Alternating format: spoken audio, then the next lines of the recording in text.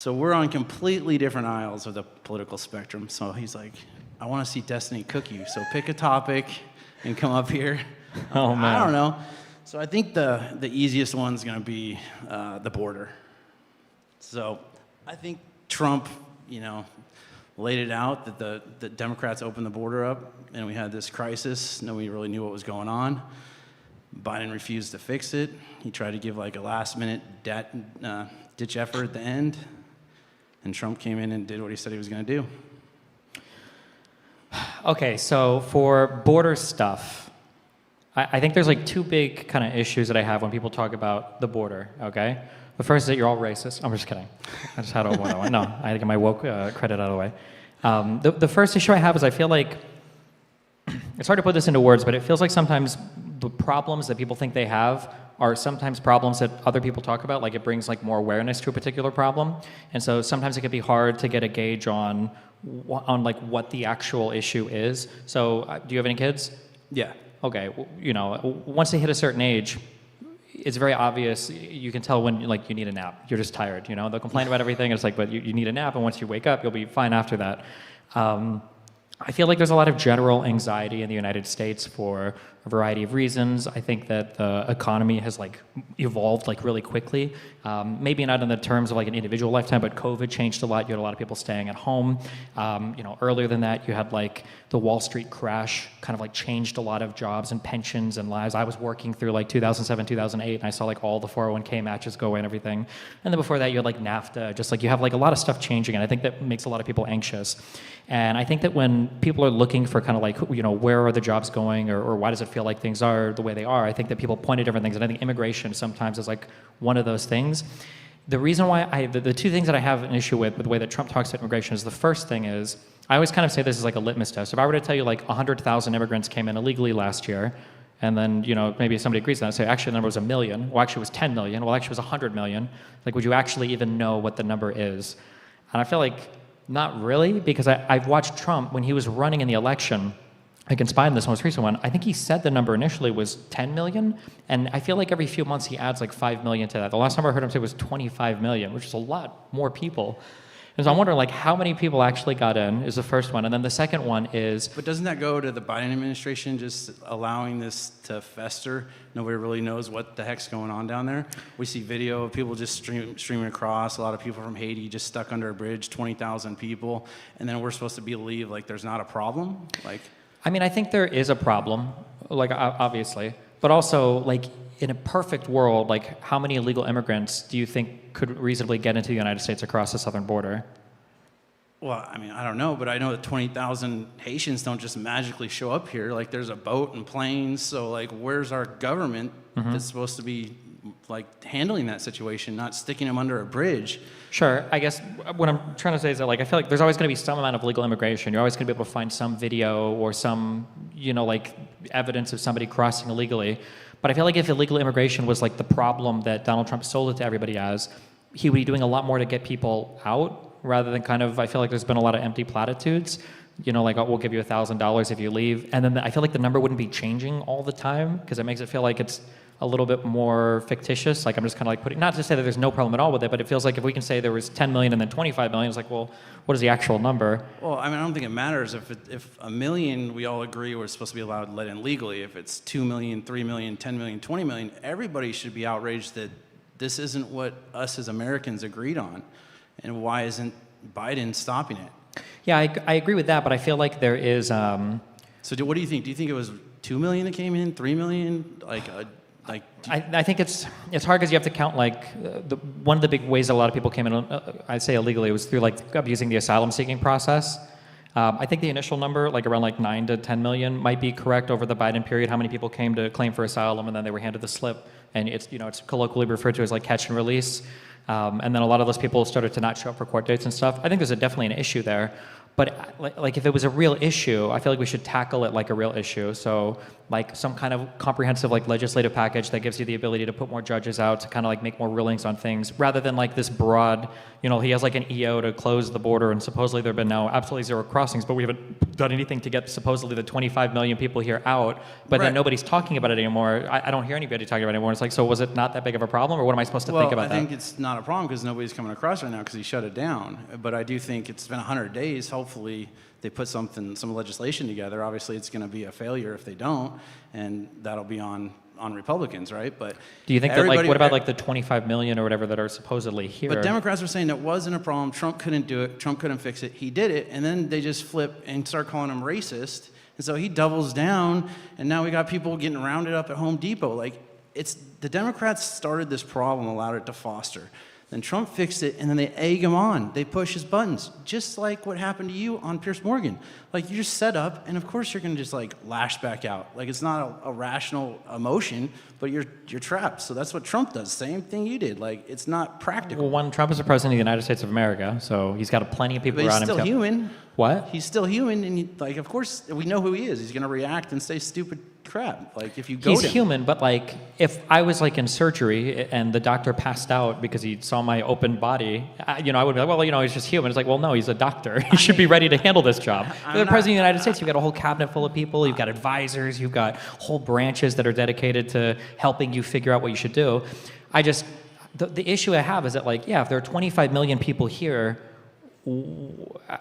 why, like, what am I supposed to think? I'm on this end, and I've heard this is a huge problem, it's a huge problem, it's a huge problem, and then nobody's talking about it anymore. There might not be a problem with 25 million people here, but acknowledge that it did happen, and let's address it in a non, like, you're racist type of way. Like, say, okay, let's get a pathway, or let's get them jobs, or get them green cards. Yeah, but, like, what has Trump proposed? Well, how is he going to propose anything when the Democrats won't even acknowledge it was an issue, and that he just lies and makes up numbers, and there's not even an issue? I think the Democrats acknowledged it was an issue. There was legislation that Biden tried to have pushed through at the end of his presidency, but Trump didn't want it to get through. But that's not good faith. You admit that, right? Like, finally at the very end, when Biden's polls are dropping, he throws out some legislation, doubles the amount of people that can come in, and then says... it wouldn't double the amount, but also, like, somebody doing something in response to their polls dropping, isn't that the point? They're politicians. They're supposed to get elected. If the people want a thing and the polls are showing it, then you would hope that they would do that thing, right? To then use it against Trump, like, oh, he doesn't care about the border. Like, that's just disingenuous in my view. Well, I think it would be disingenuous if that legislation died because Trump said it would, and then once Trump came into office, then he passed it, but he didn't.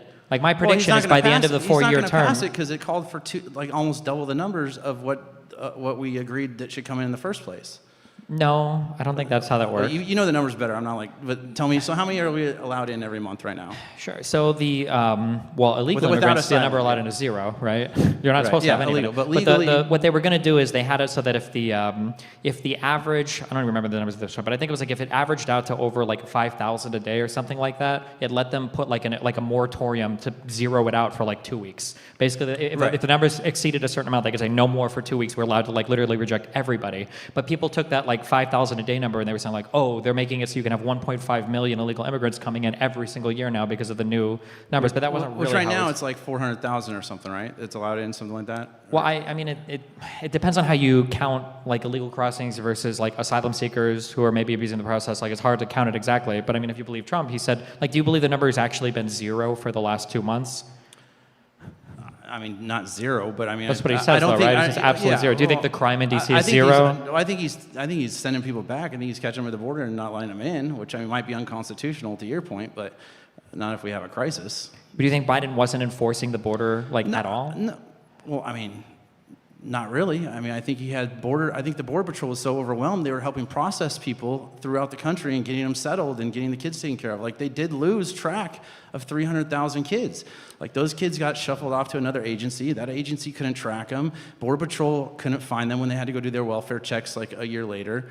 And so I'm sure they're not all trafficked kids, but nobody knows where the hell these 300,000 kids are. So the 300,000 kid number, I don't think is exactly accurate. The way that it's portrayed is that 300,000 children were lost Right. But I don't remember the exact, because it's been a They're long not time. lost, since but they can't actually follow up with them to do their welfare check. The Border Patrol can't. So the other Well, agency... the question would be, if at the end of these 4 years, if Trump hasn't done anything comprehensively with the border, would you consider what he's done so far a success? Because according to Trump, 25 million illegals came in. Basically, none have been shipped out. Not if it just opens back up and we're at square one again. Okay. Then no. Well, no, not opens it up. But even if he keeps it closed and nothing gets passed, if 25 million people came under to buy 25 million, that's a lot of people. That's a lot of people. Supposedly, he says. Yeah, So, but if nothing happens in 4 years, I don't buy into the 25 million number, but whatever. That's fine. well, what do you think? What does it feel like the number is? 10 million people is like logical. Okay, but if Trump doesn't get rid of any of them, 10 million's a lot of people. We don't need to say the 25 million. I mean, Trump says it because he likes to embellish everything. he likes to lie. He likes to embellish. He likes to lie. That's a lie, right? Yeah, but If my professor embellishes my grade for me, that's cheating, right? I'm not going to call him a liar because he might have evidence I don't have. He might really believe there's 25 million. Does Trump seem like the kind of guy who would hide evidence from the public that would bolster it's bolster just a belief. I'm not a liar if it's really 25 million. Well, no, but I think it would be reasonable that you wouldn't have access to all the information, but Donald Trump would, right? I think if he had the information there's 25 million, I think he'd release it. My issue is that, like, right now, Trump has gone about, like, even if I was fully bought into, let's say I was the most anti-illegal immigrant person ever, Trump is literally doing absolutely nothing except for the executive order closing the border to help me. He's making an enemy out of ICE in every single state. He's making an enemy out of all the governors. He hasn't done anything to deport any of the illegals here, really. Like, it just seems like he's just working. There's no immigration legislation on the way. He's being difficult, but you can't just give him the credit that he did shut the border down and stop that crisis that we were all dealing with for 4 years. Whether a level you think it was, a 1 in your life or a 10, Trump came in there and did that. So, it would be nice to hear somebody with your platform say, kudos on Trump, he at least stopped that. Now let's push him to do the responsible thing. Well, because but you just want to hate on him, and that's just more division, more division. He's a very hateable person, and we can't complain about division when he literally causes it with every single speech he gives. But why be like him then? Be the opposite of him. Like, be a problem solver. Don't be part of the problem. I can't solve the problem because Democrats don't control any of the three branches of the government right now. There's no Supreme Court. No, you do there's solve no the problem Congress. There's no you president. motivate your base to go out there and change things. Yeah, but we change it by getting elected, which starts with hating the other party. See, you hate him too. Yeah, of course I do. No, I think he's breaking the law. I think he's unconstitutional. Yeah, but everybody's just criticizing Trump for hating the Democrats, and it's like that gets us nowhere. I don't criticize Trump. There are people that are people that are okay to hate, right? I don't think you need to hate the other person to win. You just have to win. You don't need to hate anybody. You win on better ideas and execution. Would you hate a murderer? No, you can hate people. That's fine. I'm not saying you can't hate. But I think Trump conducts himself in a very hateable way. I'm not saying you can't hate Trump, but you shouldn't hate Republicans, and I feel like you do. You literally go out and you hate Republicans. Well, because I feel like they're engaged in a project that's like actively making every single part of our country worse. But they feel the same way against liberals. And yeah, but one of us is in reality and the other one's not. Exactly.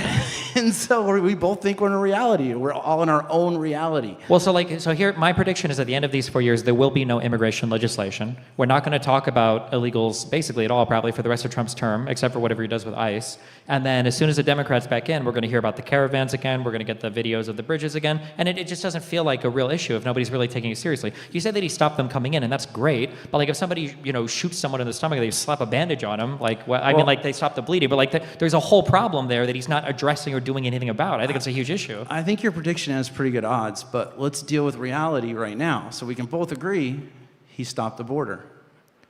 Sure. Right. All right. That's it. Well, you're good. We agree on something. But that's not. But he didn't solve the problem. Isn't the border? The problem is illegal immigration. We can't solve your problem until we find out if he actually does the legislation over the next 4 years, which he's not. It has to be in the next year, basically. Sure. I mean, he didn't do it in his first term, right? He hasn't even talked about it this term. Well, I know, but we're beating a dead horse at this point. We know Trump doing anything we know in he office closed the border, but we don't know if he's going to actually put the stuff down in writing. So let's wait and see. But okay. Well, but I mean, if he doesn't do anything for the border, then I would say then that Trump was worse on the border than Biden, because Biden had legislation that everybody was ready to pass. I'll agree with you. Yeah, he was worse because he convinced people to support him, and so he not only let them down, but he also left the border open.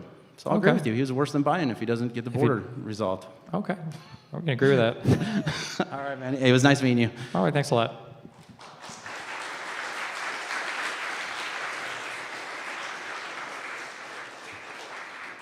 All right, that was fun. First debater down. Stephen, I'm gonna ask you a question in between each debater. Do you promote, or have you ever promoted, political violence? When I played League of Legends, I did a lot. But that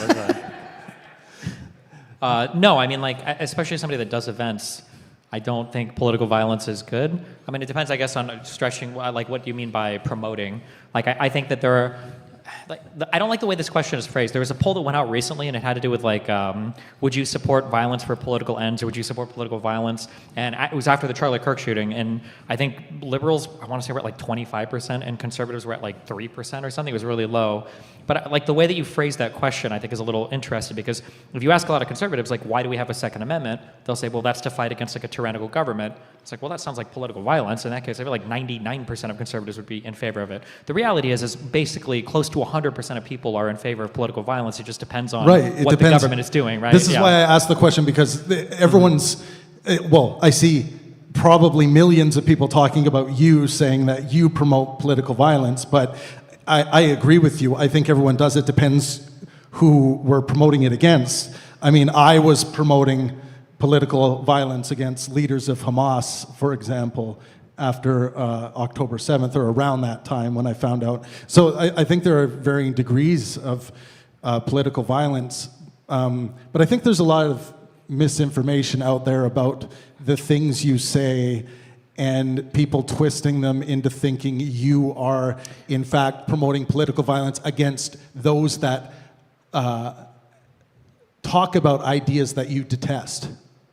Sure, yeah, I mean, like, there's a lot of 30-second clips about me. I always say, like, I don't make content in 30 seconds. But I mean, if you listen long form, and I wouldn't even say you don't have to listen to a video, you can just go to my community, you can look. Like, we don't really talk about the revolution or engaging in political violence. Most of the stuff that I talk about is like political violence is a result of something is horrendously failing in your democracy, of people having to kill each other over the words that they're saying. And I think that's like it shows a lot of failures in society. If that's what people are turning to. The one clip that Jesse Waters and everybody ran with recently was me saying that conservatives need to be afraid or whatever when they go out. The reason why I said that, and I mean I said it in much of that video, and it applies to everybody, I don't say it about liberals because I think liberals are kind of afraid, is that when people are operating without fear, you do a lot of stupid things, right? When you're like on a meth bender and you're running out into traffic, it's because you think cars can't hurt you. That's not okay. That's why people kept sending me that clip. I probably received it 500 times, I would say, after that was going around and going viral. And I analyzed it, and I thought you were promoting the idea that you think it's good that they are afraid of everybody, a particular because thing. The problem is that like people like so you were promoting fear, not there's like not violence. There's a healthy sense of well, here's what I'll say. People like romanticize a lot the concept of like revolution and civil war and all these things, and they're not like romantic, or they're not sexy, or they're not fun, or they're not awesome. Like these are really horrible things to be happening. There's a lot of, I mean, I can't speak from firsthand, but you can look at Ukraine, you can look at, Israel or Gaza, really. Like, these are not fun events to be in, and everybody should be afraid of a reality where, like, it's just normal to kill each other for political beliefs, which, to some extent, over the last 5 years, we're kind of sort of, I don't want to say we're at that point, but like we're having a lot of politically oriented or related assassinations. And when I see one side, like when I look at Barack Obama and Biden, all these people are saying like violence is unacceptable. When Biden made his statements after the Trump shooting, and when Biden is increasing Secret Service and security for Trump after Iranian assassination threats and everything, right? It's like, okay, cool. This is a guy who seems like he doesn't want political violence. When I see all the conservatives are spamming like civil war, like all this crazy stuff, on Twitter and everything, I'm like, I don't understand. Like, are you guys like looking forward to this? Like, there should be a healthy amount of apprehension or fear of like us actually descending to that point. Promoting civil war is promoting violence directly, is it not? Yeah, but like worse than that, it's like promoting it in like this really childlike, naive, like invincible kind of way. Like none of us should want that world. Right. Yeah. I agree. Okay. Well, time for round 2. Let's get Mr. Justin Gibbs to the stage. Let's put it together for Mr. Gibbs.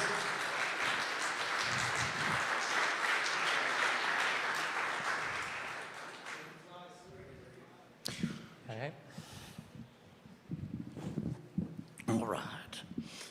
Hey, how you doing? Pretty good. All right, so I kind of wanted to talk about a topic that's close to me because I feel like most voters vote local. Okay. All right, and so it's kind of going to include some of the immigration, some of the tariffs. So I'm a rancher, And Trump is the best president that we've had in the last 70 years for ranchers. What do you have something to say to people like us who are excited about what Trump's doing with the tariffs? And Ranchers that doesn't include like ordinary agriculture? Is that just animal ag or? Yeah, specifically the cattle. I mean, I'm not a farmer, so I can't speak to that, but I can speak to ranchers. Sure, because I know he's been horrible for farmers in his first term and right now in this term. The soybean thing that just happened with Venezuela, I think, was Well, really I mean, bad. part of that's also the overregulation with what they've done with alfalfa and they've done with grain. I mean, No, it was corn due to subsidies. Trump's tariffs and horrible negotiation No. skills and getting outplayed completely by China. Yeah. I mean, well, we can look with ranching due to gestation periods. We can see specifically that over the next 2 years, we're going to have a turn. We're going to go from being the lowest herds that we've ever had to actually starting to be able to grow again and be competitive in the market. And, all these policies that Trump's put forth have been very beneficial to us. The trade deal with the UK specifically being one, some of these other trade deals, cutting out other countries like Paraguay, which was opened up with Biden. I mean, why do y'all hate ranchers? Why do I hate what? Why does the left seem to hate ranchers?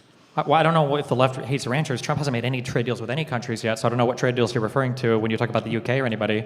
All Trump has done is increase the tariffs to basically every country on the planet right now, so I don't know how that's helping. Well, that's not true. The UK just agreed to get rid of restrictions and match USDA requirements regarding beef, and so they agreed to get rid of the restrictions on how much beef they've included. That's They something I know might for have a fact agreed in that's a happened. speech, but there hasn't been any like deal formalized yet. Like these are all like skeletons of plans, and we're still waiting for something. Well, I mean, that's to better actually- than nothing. You just talked about how, with the border, right? You just talked about how, they just slapped a thing on there and then, we haven't finished the job. Well, at least we got something started. Before, it was just continuous bleeding. Would you agree that getting some kind of start is better than no start at all? No, because we're starting 1,000 feet behind the starting line because Trump started by tariffing the entire planet for no reason. Yeah, because they've been taking advantage of the great United States. They haven't been taking advantage of us. Yeah, Our economy is absolutely. destroying the rest of the world. So we're the biggest economy on the planet.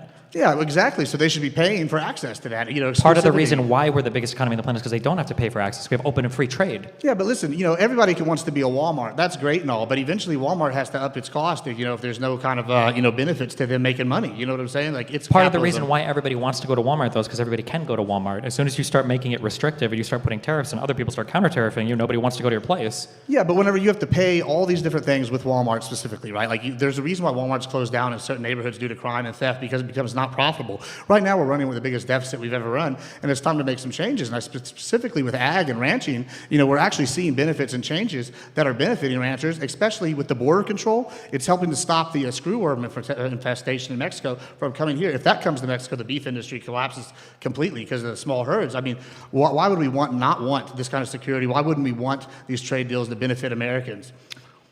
We don't have any trade deals yet, so I can't really speak What to... do you mean we don't have trade deals? They're announcing trade deals all the time. Stuff is finalized. Yeah, They're and starting the we're process. always 2 weeks away from them. Nah, that's convenient. I mean, it's not always 2 weeks away. It is always 2 weeks away. That's why there's not a single trade deal. The UK trade deal is not done yet. I'm specifically citing the UK. They've already come back and said we're relaxing restrictions on American beef. We're going to match American. That's a change. That's like maybe it's not a formalized trade deal, but whenever it's accomplished a goal, that's basically essentially a trade deal in all but name. Yeah, the name is important. That's why it's called a deal. Yeah, but Like if I were to tell you that like I have a mortgage on my house, like I'm good to go, like I've got everything done except the bank just hasn't like signed it yet. Well, that doesn't mean anything then, right? Sure, but if I go buy a car cash, if I go in there and I'm like, hey, I want this jalopy, and they're like, hey, okay, cool, and I give them $2,000 or whatever, and they give me the car, and I don't have to sign anything except for the title. I mean, that's the same thing. Yeah, but if they didn't give you the title, you wouldn't feel like you owned the car, right? I mean, maybe, depends You on how old would the give car them is. all the cash, you'd drive out with the car, Yeah, you'd but leave the title at the car dealership? Yeah, but maybe if I get the car dealership, I mean, I would say if they're really getting rid of the restrictions and I have the title, that's the same as the title. It's basically essentially the same. Yeah, the reality of the situation is that Trump has just been horrible for trade in every respect. I don't know how anybody who likes free trade or thinks that trade is beneficial to the United States. It's great to sit here and try to say, oh, we're pro-free trade, we're pro-capitalist, and that's like, you have this this idea that all the people on the right are just these anarcho-capitalists, which isn't true. We want trade that's going to benefit us, and right now we've been taking advantage of it, especially in the beef Why do we industry. think we've been taken advantage of? Well, because I know for a fact that the reason we're losing beef, we've had cattle herds go further down, is because other countries have taken over our market. Under the Biden administration, we've not been able to compete fairly at the international level. We have all sorts of border problems because we have all these different Let's diseases just come up focus- into the cattle. You think that beef failed under the Biden and the corn admin? subsidies have been Why a problem. how did Biden make beef fail in a way that Trump didn't protect Well, in the that's first 4 easy. years? Well, one, Trump has already got rid of some of the subsidies, like the corn subsidies. He's cracked down on illegal immigration. So, if you know anything about ranching, then 97% of the United States ranches aren't family-owned. That's something that's very important to this. And when I look, there's a small percentage, maybe the top 5%, that have most of the base for this production. And those people are all treating unfairly by using illegal immigration labor. And then whenever they get busted, they just use, pay the fine and don't care. And with this bust, it's basically helped the mom and pop, which is 97% of the ranchers, so about the 80% that's not these select 10%. I don't understand. Wouldn't illegal immigrant labor help family farmers keep their costs more competitive so they'd make more money? Is that the whole reason they hire illegal immigrants? No, because as a regular farmer, I can't go and afford, a regular rancher, I can't go and afford to pay the fine that a massive corporate-owned or family corporate-owned, basically, ranch can. They can just pay the fine, hire new immigrants. I can't do that. I have to go through the legal process. I have to hire legal people because they come and check us and come and get us if we do that. Okay, but then all I'm saying is at the end of the day, this is going to end up raising your costs, so it feels like you're going to be less competitive in the global market anyway, no? It's going to make it competitive costs. Like, if one person has an advantage the other has, that's not good at all. Isn't that what they all want to do with DEI? You want to get rid of a competitive advantage that a certain group has? Okay, hold on. Just as a baseline, you acknowledge that like a tariff is a tax paid by an importer, right? Yes, I understand that. Okay, you know that a trade deficit doesn't mean that we're being taken advantage of by another country, right? Sure, yeah. I mean, Okay. it's partially part of that, though. Well, not how? Because if you're sitting here having to compete in that unfair advantage, you're going to have to offset it in some way in the trade deficit and all sorts of other deficits. Wait, why is it an unfair? Maybe we just have more money to spend. What, do you have just more money to spend? I mean, let's go back to what I was just talking about, though, real quick. You just asked why it would be fair to, like, the regular guy versus the other. Okay, cool. If you can look at the tariff argument and say, okay, maybe these people pay more taxes, but if it eliminates the bigger net negative, which is like the illegal immigrants working for these ranches have a certain special advantage that most ranches don't have. Other countries taking advantages when it comes to production. Like, these are all benefits that we've gained since Trump has taken office that was on a steady decline under the last 3 or 4 presidents.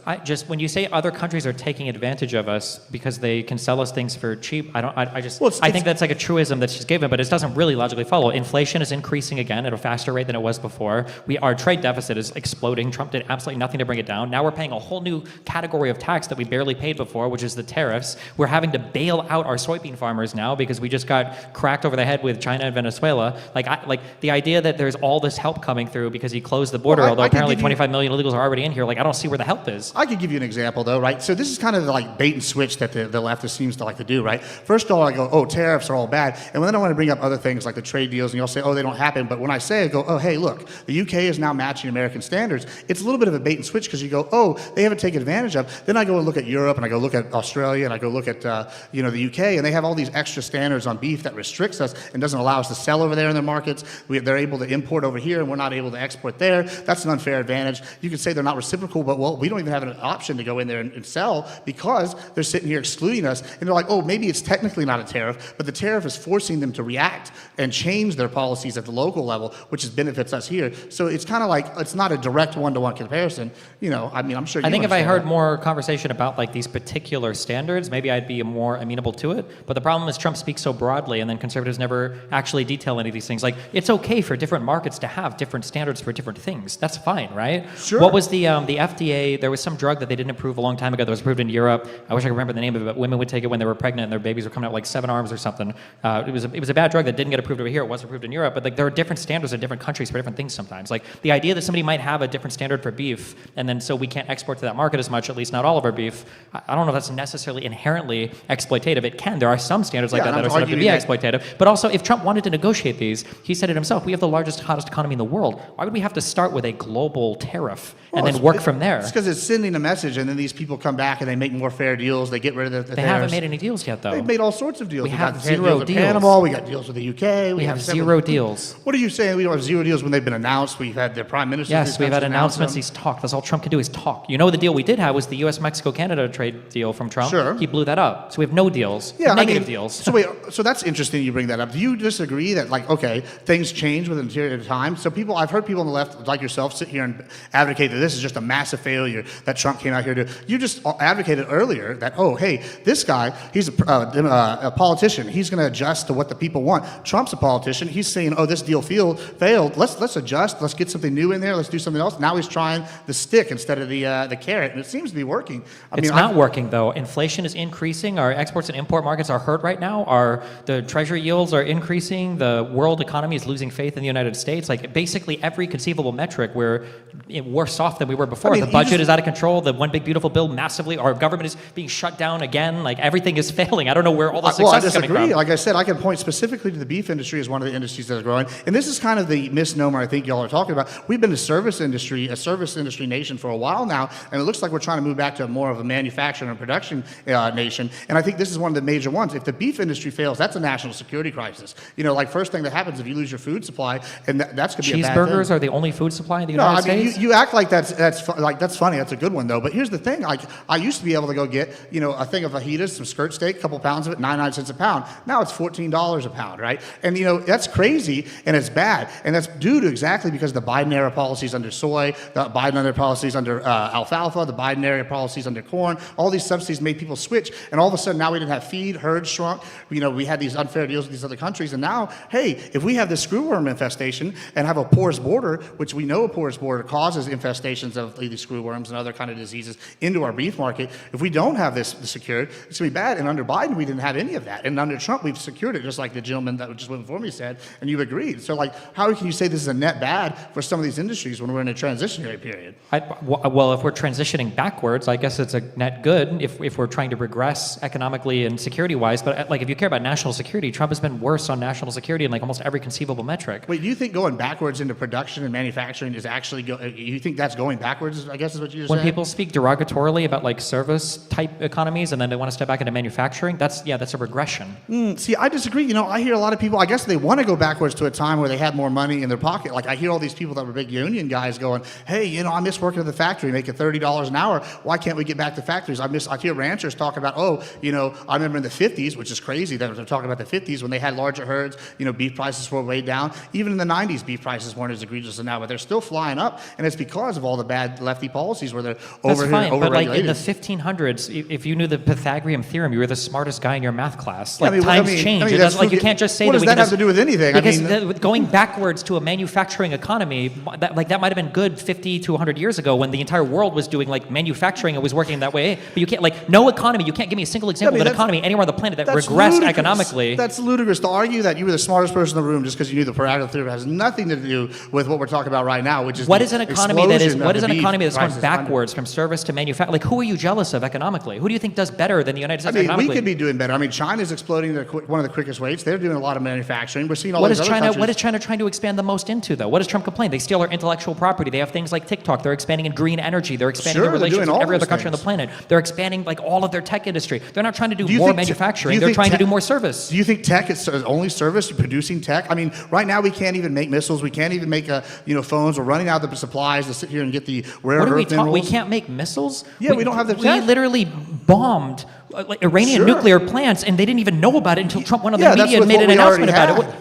We already had those. Okay, so we can bomb things. I think we're hold on. doing So okay there. You disagree with the Biden administration, the reason why they put forth the CHIPS Act in the first place then? So Wait, you're going no, I against think your the own CHIPS party Act 'cause- is fine. I think there are certain things that we can incentivize here. Oh, so then you are pro-manufacturing then? You I just never aren't said I pro- was anti-manufacturing. What I took issue with was you attacking service. Okay. Listen, we saw COVID. It became the gig economy, became just service economy. That's bad.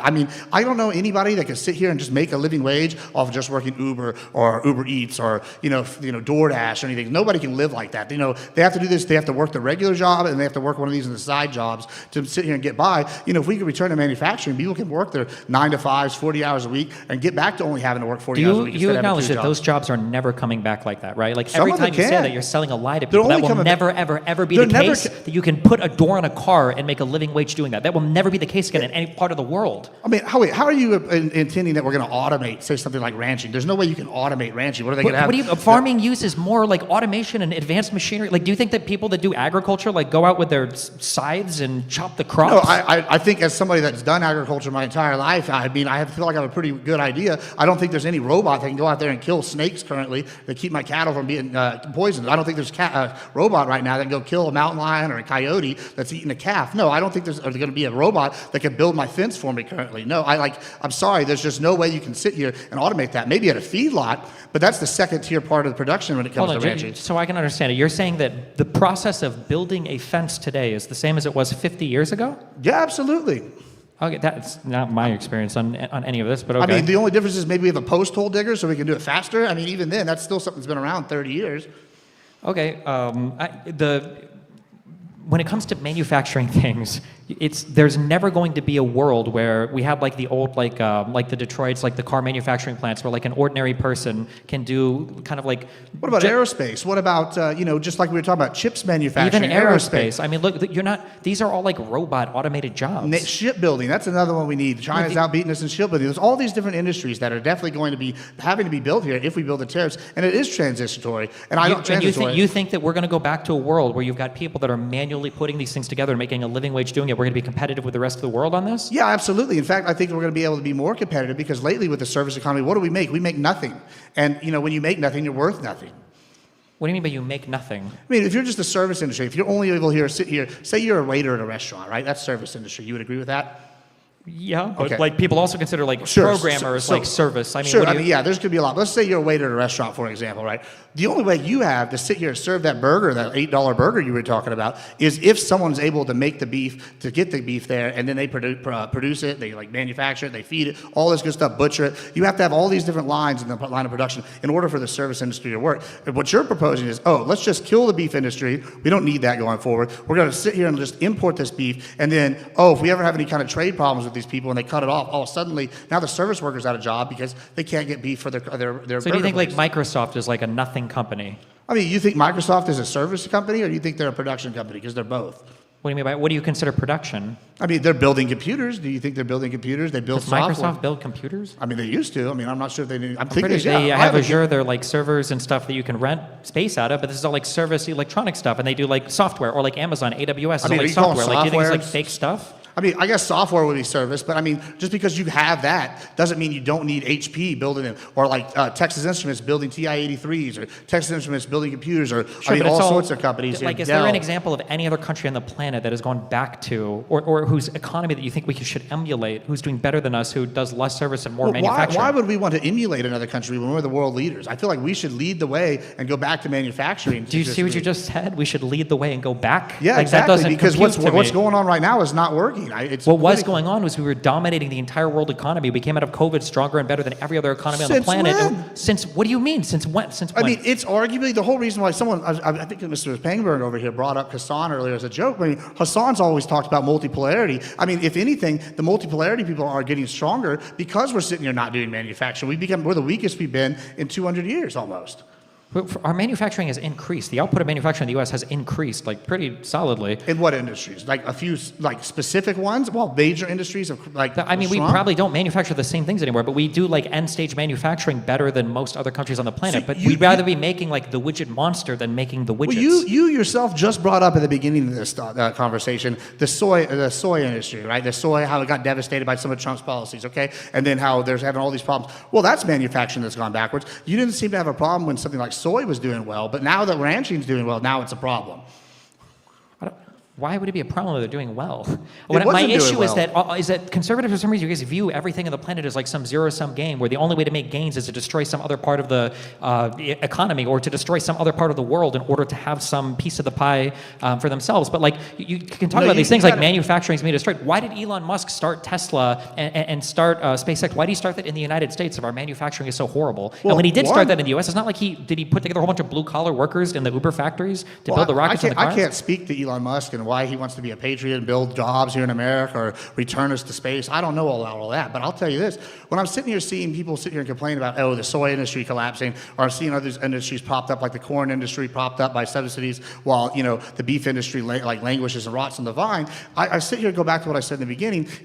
I think it's not that Republicans think it's a zero-sum game. I think it's that we sit here and look and we go, we vote local, right? And whenever I'm having my fences damaged by coyotes coming across, bringing people illegally, or I'm having people sit here getting unfair advantages because they can pay to have illegal workers and pay the fine, hire new people, and then I'm having things like the other countries sit here have unfair regulations that we can't compete with while we have tariffs on our beef or numbers. I think it's pretty clear that the left, for the last 20 years at least, hasn't cared about people like me. And so when I go and vote, I don't know, it's kind of like a big FU all of a sudden when we're doing good and everybody else is like, oh no, it's so bad. And it's like, I mean, you can say that, but like the reality is on every single issue you listed, Trump has failed, will continue to fail, and by the end of his term will have failed on every single one of those issues. Costs are increasing for everything. Tariffs are hurting every single consumer, disproportionately middle class and worse. The budget is spiraling. High. What? Stock market's at an all-time high. It's hitting record highs. Beef I'm sorry, prices stock are market? What happened to voting local? Do you think the stock market Sure, but represents I can the go back average to voting person's... local. Beef prices, like I said, are stock up markets were at record all-time high high. under Biden. Would you say that Biden had a great economy? Yeah, the highest under Biden is like the highest under Biden is the lowest it's been under Trump. So I guess you're Yes, giving welcome credit to the that Trump stock market. didn't It do goes up. Yeah, I mean, no, it doesn't. What do you mean? We have crashes all the time. Yeah, and then it goes up. You know, the last like 3 or 4 Yeah, years sure. of I mean, Obama's that's a presidency was all-time highs before Trump came in, and then Trump was all-time highs, and then COVID happened, and then Biden was all-time highs. And guess what? By the end of Trump's term, it'll be all-time highs. And guess what? After the next president, it'll also be all-time highs. That's how the stock market works. Yeah, but whenever we talk about inflation, we can go and look at like average costs going in there, right? Like right now with beef, like I said, it's going to take 2 years for things to like level out and the cost to be passed on to consumers and it go down. But if we continue under the same policies, when the beef prices are just going to keep flying up, soon it's going to be $30 for your $8 burger at the rate it's going. You know, we're at an all-time high for beef prices. Yeah, it's great for a seller's market, but it's really bad for everybody else. And so when I'm sitting here looking at what you're saying, you know, yeah, gas right now where I'm at, you know, it's like $2.30, right? You know, I'm sure it's higher in some places like California. Why don't we look at where it's higher and where it's lower? And it's clear that the places with more regulation are way, way higher. So at the end of Trump's term, when inflation is higher than it should be, when costs are higher than they should be, are we still going to blame Biden for that? Because inflation is higher now. It's coming higher and higher and hotter than it should have been. The Fed is going to have to, unfortunately, they're going to have to lower rates now because inflation is, not only is inflation increasing, unemployment is increasing too. Like on every economic indicator we have, every market indicator we have is looking worse and worse. Hold on, you're sitting there saying unemployment is up. Yeah, well, cool. That's great and all, maybe. But it's more also at the same, when I look at this, I heard, oh, unemployment's great for all these people. And then you find out, oh, well, they included all these people that work like 18 hours a week as employed and whatnot. Like, that's ridiculous. That's not employment. Well, that's not how unemployment is calculated. Yeah, it was under one of the things. No, it wasn't. That's why under the Biden, they keep having to revise the job reports. We figured out they're lying. And there's Revising the job reports have nothing to do there's just with- no trust from the left right now. Y'all lied about his health. Y'all lied about jobs reports repeatedly. We know for a fact Well, there's these no were trust lies. from the left because Trump himself will openly lie about everything. But this is something I can look like. I'm not even a super huge pro-MAGA guy. I'm like a Texas Republican. We don't trust big government. And then when I sit here and I look and I sit here and you go, oh yeah, Trump's lied about everything. Then I see the stuff he's done, and then I go, oh, it's the highest jobs they've ever been. And then I go, oh, okay, well look, let's see. Why did they just sit here and cut out 100,000 jobs from the last Biden report? Or why'd they cut 300,000? And every time the Biden jobs report came out, it was cut under Trump. We haven't seen those things. We've seen very small corrections, if at all. And so it looks like, yeah, maybe it's slower, but it's also not inflated fake numbers the way that you're sitting here pertaining, putting out there. So you believe the numbers under Trump, but you don't believe the numbers under Biden? I'm just saying if they're from the same agencies, You believe the numbers under Trump, but you don't believe the numbers under Biden? No, what I'm saying, well, hold on. The Biden numbers under Biden that I'm quoting are the same numbers that came out. First, he put one out for the jobs report, and then several times, each time under Biden, those jobs reports got revised. Do you disagree with that? Yeah, job report revisions are pretty common. Yeah, they happen. Okay, yeah, and when they're substantial, and you go all the whole time, hey, buddy, this is the highest jobs we've ever had, and then 3 months later, the revision comes out, and it's 1 million people lower or 300,000 lower, and it's not the highest. Well, that's a lie. Would you agree? You just said it's exaggerating. It's a lie. So I don't think the revisions were as drastic under Biden. I think one of the reasons for a lot of the revisions under Trump is because Trump has done a lot of self-inflicted harm on the economy that nobody was expecting and the markets have had to adjust for. For instance, the global tariffs that were completely brainless that have done nothing but damage to the United States economy and reputation abroad. So wait, just to be clear, you're saying that exaggerating the numbers under Biden is different than Trump exaggerating, saying... I don't think they're exaggerating. When they do the prospective job numbers, they collect it from like the census and then they get the later report. Yeah, I know, learning about how the data works is frustrating. That's why Trump wants to fire guys and put in guys to give him the answer it is that he wants. frustrating. Whenever you're the average American, I run up several businesses. It's not very hard for me to sit here and go, oh, I did this. If I go to my investors and I tell them, hey, guess what? Oh, our numbers are actually, 300% lower than what I actually told you in, 3 months ago. Like, yeah, that's going to be outrageous. Or at least, we made $300,000 less this month than we actually told you we made. Now that we've done revisions, they're going to go, that's a lie, and they're going to want to pull funds. Like, so whenever you're sitting here going, oh, it's not the same. It's frustrating how numbers work. Yeah, it is frustrating to the average Americans who are like wise to this game now. Like, I just don't understand how you can sit here and say it's not an exaggeration or whenever that's exactly what's happening. Because they do revisions because the first numbers they get are different than after they verify them on the second batch. They're pulled from different. I think one comes from some census-related thing, the other comes from some final jobs reports-related thing from companies. I don't know exactly how they calculate it, but there are always adjustments. There have always been revisions. Yeah, sure, but that's a lie, especially when you sit here and you run on, oh, we have the best jobs ever, and then you're going to sit here running the Trump presidency. Because under Biden, the job economy was very hot, yes. No, fake news. And when we sit here, and I want to talk about what you just said. You sat here and said, hey, we're going to sit here and get, the inflation rate, if it's the highest it's ever been. Well, I can't remember a government in recent memory that didn't have inflation rates go up. But if he slows the inflation rate, and it looks like it is drastically slowing. It's not slowing. It's It's beating now. I think 2.9 was what it came in under, and it was supposed to be like 2.4. So it's increasing, which we would expect as the tariffs are increasing. I mean, everything. I don't know. I'm seeing 2.4 from multiple sources regularly right now. That's what they're estimating they're going to be at the end of the year. So, I don't know. I guess we have different sources on that one. But if there are 2.4 and it did slow the growth, then hell yeah, that's exactly what we want, isn't it? I mean, if the inflation is coming in hotter than we would expect it to, and it's coming in hotter for literally no reason besides the fact that Trump is adding costs to everything by tariffing the entire world for no reason, I think, no, that's not what we want. We had an economic contraction for quarter one for absolutely no reason. 2.9% is bad. Whenever Biden came in, we had a 25% to 50% increase almost inflation. Where was in the some Biden areas. inflation from? What was the Biden inflation from? Yeah. It's terrible mismanagement, all these different industries. What was the Biden inflation from? Are you going to blame COVID? Is that what you're about to try to blame? Don't we blame COVID for Trump's disastrous fourth year? Does it only work for Trump? I mean, I'm not sitting here. I'm making claims based off what I'm seeing. Wait, where do you Trump think the had a majority of the inflation happened due to under Biden's administration? Yeah, I would argue that, all the extra checks got sent out. I didn't even like it when Trump sent out checks. But whenever they're sending out all these checks, yeah, that's going to drastically inflate things. Whenever you have people sending out, all these different checks going out and no one has to work and you can just go spend money like play money, of course the prices and inflation is going to go up. Do you disagree? So we had COVID was a huge thing, right? We had to do some kind of stimulus for the economy. And then we also had the Ukraine war breakout, which did a lot for shipping and prices of stuff globally as well for a bit, right? So he had to deal with those two things. For the most part, by the end of his term, inflation was, I think it was sub 3 points. When Trump came in, everything was running fine. We had an economic contraction in quarter one for no reason. And now we've had inflation starting to tick upwards again for no reason. If we look historically throughout history in all the different countries, every time we've had like a giant inflation increase, look at like 1920s Germany, right?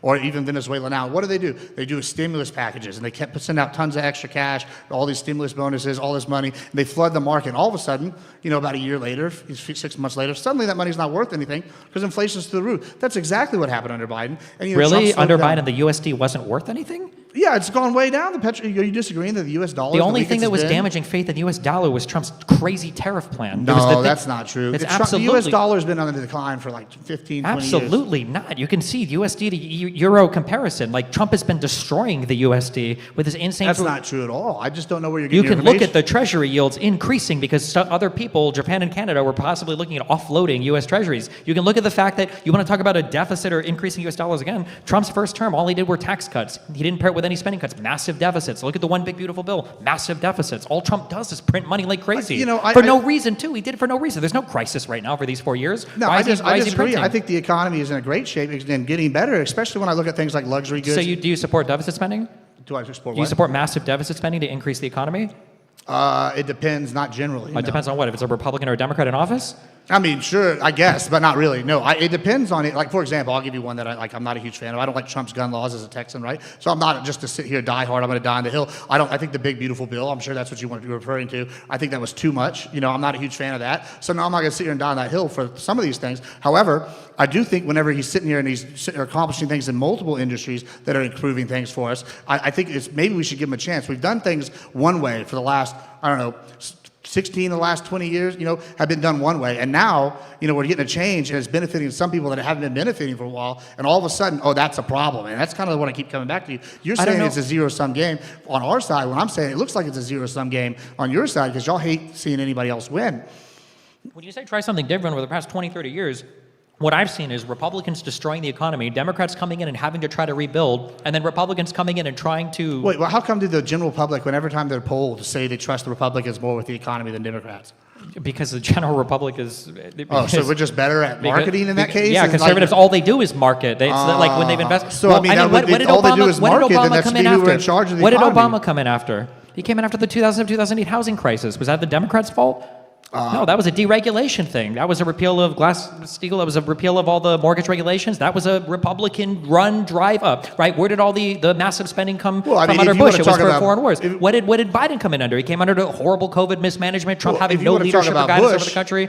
I mean, Bush had his own economic win before the housing crisis. He was doing good. We could bash the wars, but, military-industrial complex spending was up, stock was through the roof, oil production was up. There was benefits there in some of those regards. But, the housing bubble, that wasn't good. I didn't like that. The banking crisis under Obama, that also wasn't good. I feel like these are massive crises. The banking crisis under Obama? Yeah. You mean under Bush? No, the bank guys underneath it. Wasn't it Bush? The bailouts, that was because of the Yeah, I mortgage didn't like stuff that either. under- Either one. Bush Sure. was But these bad. were Republican-led disasters that a Democrat has to come in and clean up under and then still get the economy moving again. Biden had to do it again after Trump, and now we're going to have to do it again after this Trump. You keep saying get the economy moving again when it's like clear that some people are getting left in the dust. There's a reason why, for example, and I keep coming back to beef, is so high right now, and it's because of the Democrat policies like grain and corn subsidies, where it switched people going away from the stuff that would usually generally go to beef. All of a sudden now you don't have the feed supply, and the only people that can survive are people like myself who are grass-fed ranchers, and all of a sudden you just take out a huge swath of an industry that was already hurting. And I can look at other industries like this, and it's just like, oh, well, hey, at least soy is good right now. Like, like what? Like, come on, man. Like, that's not. I think that animal agriculture exports are going to be down by the end of Trump's 4 years. I think that the access to other markets is poor. I think that the reciprocated tariffs now, the real ones, not the fake ones that Trump said were there before, are hurting exporters all across the United States. I think the weakening of our dollar is going to end up. I think there's going to be a lot of things that are going to hurt our ability to export to other markets. Well, like you look at China, do you think that would you call what we've done with China a general tariff, or would you call that a reciprocal? Whenever they came in at one rate and then we came back in at one rate, and then all of a sudden they lowered it, we lowered it, we're still 15% higher, and they agreed to it. Would you not agree that that's a win in our book? I mean, just look at how much money the everything tariffs about have brought Trump's in. trade has been a loss so far. Everybody That's not agrees. true at all. Everybody, his whole administration realized it. He realized Partially it. due to the tariffs, we've actually, what was it, the last 2 months have reported a surplus specifically due to the tariffs?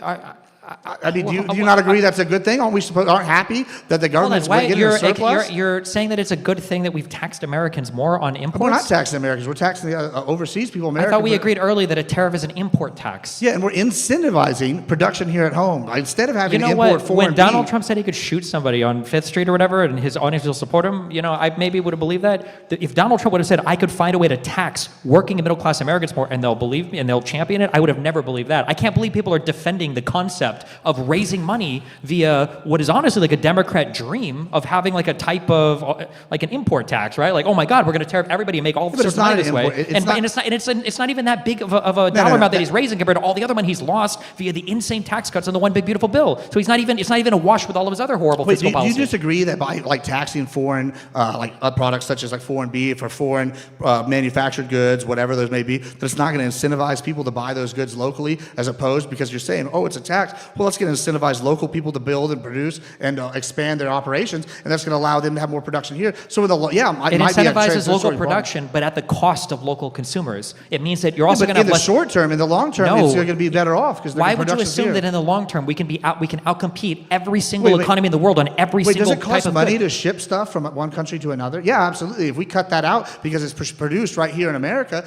of course the costs are going to go down. So you think in the U.S. we can outcompete every single country on the planet on every single good? I mean, it depends. Probably, yeah. I trust in America's production capability. I don't even know what to say. You were just saying we lead the way in technology. Nobody believes that. That's impossible, and it won't happen. It won't happen. So what is it? What is it? Is it that we're the leaders in technology and all this service stuff, we can be the leaders in production, and we can actually lead the world in this? And we are the current leaders, or are you saying no, that we're not actually the leaders that you're saying we're number one in? No, we are the leaders when it comes to like end stage assembly and technology and service and like software. Like this is the stuff that we lead the world in. These are the envies of the world when it comes to production. Well, so look at like HEB, and we mentioned Walmart earlier. Why is HEB the fastest growing grocer in the United States? Well, the reason why is because they have taken every step out of the way. They own their like cod farms out in Alaska. They own their lobster farms in Maine. They own their beef production facilities here in the United States. They sit here and they work when they go overseas for coffee. They own the coffee production, right? It's all built within their system, and they are eliminating the middlemen, and that's led to lower costs, even despite the tariffs, because guess what? They're an American company producing the goods here. I can point to numerous examples of this. That's what the Walmart model was, that, and I'm sitting here looking at this and I say, oh, you're saying this can't happen. And I'm saying I see businesses internalizing and excluding the overseas people all the time and benefiting, and you're saying, no, that can't happen. Well, why is it already happening then? It's not happening to a large extent. There is a reason why the fastest growing grocer in the United States isn't at a quick percent, isn't a good example. What do you mean? Do you think that the whole world is looking at Taiwan because Taiwan makes like the best car doors? No, it's because they make the chips. But why? If we sit here, which is an end stage advancement. How big It's not is because they're Taiwan? mining silicon. It's not because they're out in the coal mines. It's not because how they're. big is Taiwan? pretty small. Small, right? Like, okay, so I said I'm from Texas, right? Imagine if we just took all the counties that were the same size as Taiwan and started building facilities there, which they're already doing. Like, I don't see like how we can't produce these in-game things like you're saying, as well as Because we don't want to build that. We want to do steel. What, steel? I mean, sure, American steel is better than Chinese steel. Like, do you If it's so much better, then why do Americans buy Chinese steel? Well, you know, if we put the tariffs on there, we could build it at a cheaper rate and faster here. It won't happen. I don't know what to say. You're just saying it won't happen, and I'm giving you examples of when it is happening, like HEB. We don't have the people. We don't have the We physical. don't have the people. What do you mean? We can. Aren't you y'all the ones sitting here saying, "Oh, hey, you know, we need all these illegal aliens for all these jobs because the Americans won't do them." You know, I'm seeing poultry farms, like butchering facilities. They're hiring Americans now after they've cleared out all these illegals. So it looks like we do have the people, and it's just kind of like inconvenient truth to you. I don't know how to. There's like, if I were to ask you for an example, you wouldn't be able to give me a single one. If I were to ask you for, like, there's just no world where we can outcompete the entire world on I mean, everything. yeah, I could give you no an example. economy does it. I You can give you an can't- example right now. C&J Farms in Texas once That's again. not a country. Oh, a country. Oh, now we got to change it from like companies to I'm countries. asking about a country that tries to do everything. Some economies, like in some ways, Germany has issues getting trapped in like a manufacturing Yeah, they're economy also where the they can't size make. of like Oklahoma. So which, I mean, that's a bad I'm example. just saying that you can't make everything. There's a concept called comparative advantages. Some people do some things better than other people. Some economies are geared more towards the production of certain goods or services than other economies. If our unemployment is sub 5% and Donald Trump is obsessed with kicking a whole bunch of people out of the country, where are we expecting to invent all these people to take place of all these other things that we're importing from other countries? We just don't have the people for it. Hold on. If we have a massive unemployment rate, then why We shouldn't don't have a those- massive unemployment rate. Yeah, it seems like we have a lot of people unemployed or working on the gig economy, having to work 2 part-time jobs. I don't know what it seems like is. I can't talk about it seems I like. mean, I can only go by the think we official can. reported You were just numbers. sitting here, listen, it's pretty simple. When we go and look, we do have. You were just saying unemployment is climbing. If we're getting rid of illegal aliens, like Trump is trying to do, or stopping the flow of immigration, you know, why wouldn't these people suddenly that are here not be getting hired? I mean, it seems like a no-brainer that you're going to hire here if you can't hire from overseas. When I say unemployment is climbing, I mean it's getting like back up to, and then it's going to go north of 5%. Not we're at 30%, so we can open every single new shop in the United States that we were importing from every other country. I mean, hold on. Are you saying all these people that are sitting here working on welfare, living on welfare, they're sitting here? I don't think there are that many people that are sitting here on welfare not working. What? There's all sorts of people working on welfare that don't have full-time jobs. Unemployment, there's like, you know, they get unemployment and whatnot. They don't go work. You literally have to go in there and just show that you applied for jobs just to get it. You know, I remember when I was at college, I knew tons of friends sitting here living basically off unemployment, and they would just extend it for 6 months, and then they would go and get a job for like 1 or 2 months, and then they would do it again. Like, you can't tell me this isn't happening when I've seen it regularly my whole life. Like, I know tons of people. Like, I grew up poor. Like, I saw this. This is what happens. And then when you're sitting here going, oh, it's not happening, it's not believable. I can't speak to what you see. I live in Miami Beach. I see a bunch of people in swimsuits all the time, and I'm not going to go to Alaska and expect to see the same thing. It doesn't make it like. I'm just saying that like in 1 year, what are you looking for to see if everything is going as you would hope it's going in 1 year? I'm looking at traceable data, like, and this is why I brought up I came in here specifically talking about the beef industry. It's something I'm familiar with the data, right? When you're sitting here going, oh, Well, hey, no. So I'm just asking you. Don't worry about what I'm saying. I'm just asking you. In 1 year, so like if the export total of beef has decreased, would you consider that a Trump failure, or are we just not adjusted yet? Say that again. If our total like animal agriculture exports have decreased, would you consider that like a failure or? Well, they are going to decrease over the next 2 years due to gestation rates, but then they're definitely going to be primed to increase due to how the cattle production. Wait, what do you mean? What do you mean by that? So cows, it takes about 2 years to get them from pre-production to the feeding lots and feed facilities before they can even be processed. So right now, based off with cattle, it's a really easy one to track.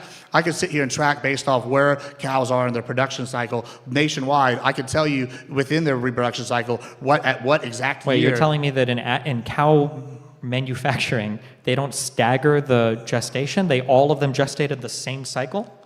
No, that's not what I'm saying. They do stagger it, so I can tell you exactly how long it's going to take based off economic indicators. And that's why I'm saying within 3 years, we're going to see our first growths and herds since the 1950s. So when I'm sitting here saying, oh, hey, I've seen exact production, exact changes that are benefiting Americans, like with ranching, I can sit here and point to an exact data point. And this is why when you're sitting here saying, oh, the stats for this, and I'm arguing over the stats, and we're sitting there arguing over definitions, or we're arguing over like, hey, how much unemployment is, I go, hey, well, you know, there's good liars, bad liars, and statistics. That's kind of what you're doing right here. And I think it's kind of like not really being honest whenever I can look at something like ranching and I can point to an exact data set that's going to change based off established principles and established like economic conditions. And with cattle, for example, I know exactly it's going to take 3 years based off of the changes that have happened in the 6 months. And it's very simple. And so like there's not going to be a change unless something crazy happens that'll, Okay. I guess we'll see where we're at in a year, but I mean, like right now, like for CPI and stuff, like the cost of a basket of goods, everything has gone up except eggs that came down because of the whatever egg price thing. But everything else has gone up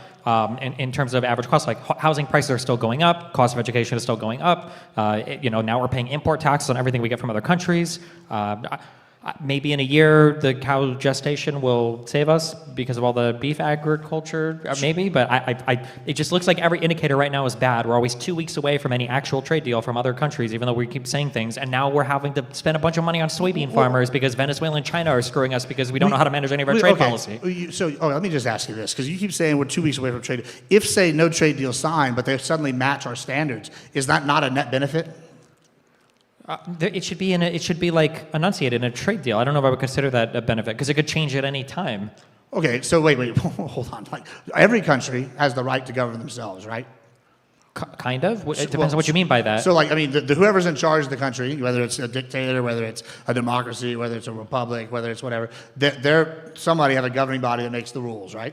Oh, maybe. Yeah, okay. And so then, if they have a governing body that makes the rules, they can change those rules at any given time, correct? No, that's not how that works. Yeah, it seems like it. I mean, because wait, just here in the United States... Are you a free person who can do what they want with their time, assuming you're not breaking the law? Sure, but You can say that, but what if we sign a contract? That's why you have contracts, is so that you can hold people to deals so that they're enforcing them in the future. I wouldn't want to be on a friend deal with a country for something as important as trade, because you yourself said it, like a lot of these industries have to ramp up and ramp down. Yeah, but I mean, if you're in business, then you know there's such thing as a good faith gesture, right? If I'm going into business with somebody for like, I don't know, credit card processing, right? And I go in there and I'm like, hey, I'm going to give you the, I don't know, POS machine for free, and and you're going to sit here and you're going to get this rate, and I give you the POS system, and I give you a trial period before you have to sign it, you would agree that's indicating that you're going to be going along with the deals that we're going to be making, correct?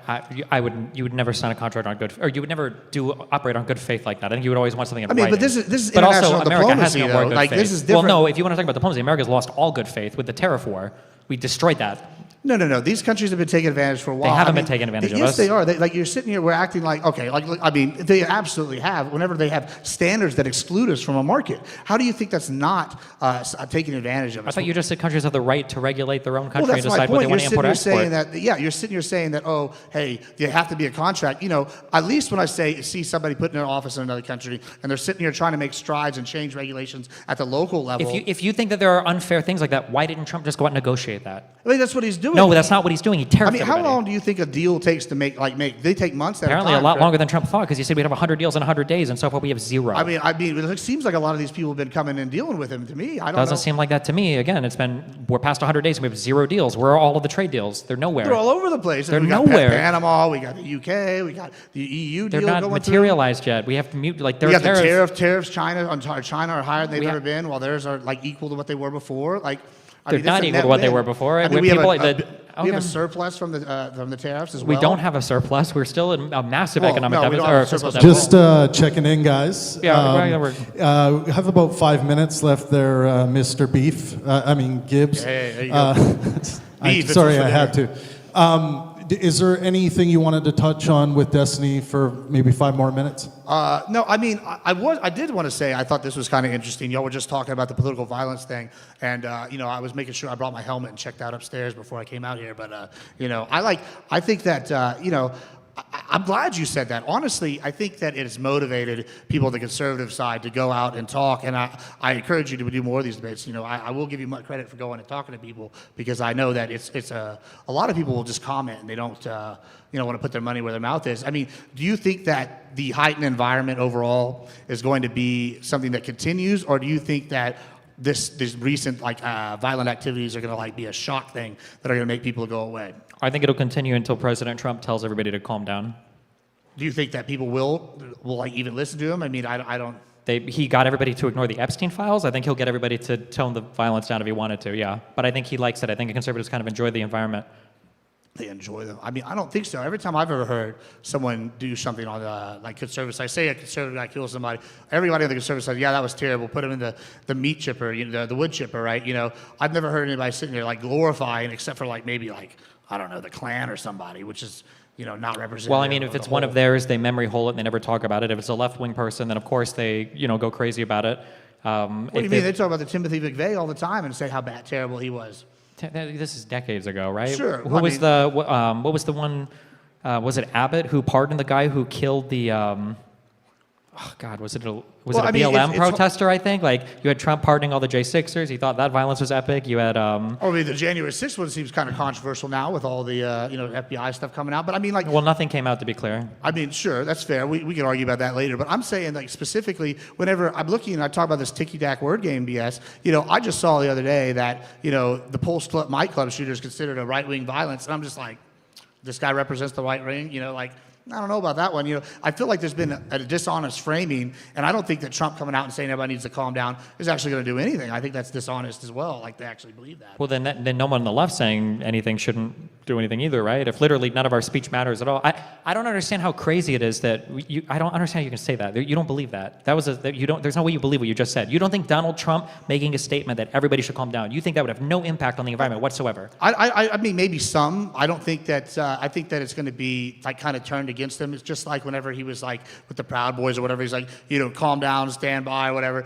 Some people interpret it as, oh, he's going to have his own private army. To most conservatives, it's like, he's like saying, chill out. I feel like anything he does is just going to be framed as. Yeah, but when he said that, everybody understood it as like, fuck shit up, do you disagree that anything he says is going to be turned into like I don't know, some kind of meme? Like no, I think it's very obvious. Like when you listen to Biden speak, it was obvious he wanted everybody to calm down. When Donald Trump said stand back and stand by. Hold on, Biden said he wouldn't be upset if he got taken out one time. I mean, what do you mean? Like no, he did not say that. No. Yeah, absolutely. No. Not only did he not say that, but you can look at all of his actions and providing additional Secret Service members and increasing security for even his political opponents or reaching out. If they increase the security and put the C team on him and they get two people taking pot shots at him, I don't know if that's really increasing the security just because you throw more bodies, but you put like the B team out there. I mean, he's doing what it's not like Biden himself is out there securing the events. No, nobody wants that. But I'm saying as opposed to Biden is providing for additional security and Trump is trying to rescind Secret Service protections, additional ones from every single person he can. He's done that.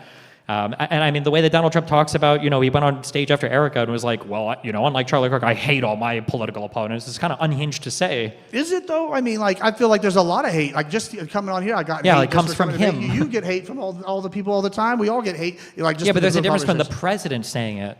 I mean, is there though? I mean, he's one. How Like, that's part of what people like about him is that he. Yeah, is that he's hateful. No, it's that he's a regular person that you could talk to. I don't want a regular person. I want somebody who's better than a regular person. The president of the United States. You say that, but I feel like the part of being the president is that anybody could be president. That's really the myth. The myth of the United States is like, hey, little Timmy could grow up and become the president. Anybody can be president. Isn't the same thing as saying everybody can be president. If you're in a dire situation, you're not looking around and it's like I got the 6'2" jack guy. I've got the guy with all the military general experience, and I got the everyman. I want the ordinary dude to lead us through the zombie apocalypse. What do you mean? So you're arguing for an elite oligarchy that runs the United States? That's crazy. Well, hold on. No, if I was arguing for an elite oligarchy to run the United States, I would support Trump and Elon.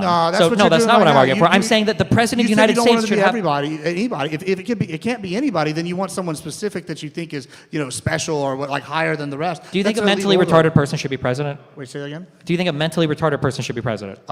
Probably not. Yeah. Okay. Maybe I'm okay with excluding. So child rapist be president? A what? Child rapist be president? No, I mean obviously not. Foreign national, a Martian. So not everybody should be president, right? I mean, we want the best of the best, okay, right? That's bad faith. I mean, that I'm talking about an average American citizen. I'm not sitting here talking about, Tiny Tim from that, the orphanage that's, been dropped on his head 30 times. I don't think anybody here thinks I'm saying that. Nobody's talking about Pedo Joe hanging out in the bathroom somewhere. Like, nobody's talking about that. That's not what we're talking about. We're talking about the average person that could grow up and come from any social class and become the American president. Yeah, I think the average person that come from any social class to be president. Yeah, and your example is Donald Trump, the multi-millionaire real estate mogul from New York City? Yeah, I mean, exactly. That's actually a point that I think you're making right here. It's a good one, is that he's not in the political elite. He comes from the rich elite. And, it's just this big step that we've got with somebody coming from just the economic class instead of this elite political class. I think it's a baby step in the right direction. The guy that was at all the Clintons' weddings and was making daily trips to Epstein's Island was not part of the elite political class? I mean, that's ridiculous. Now we're sitting here equating the Epstein thing. I mean,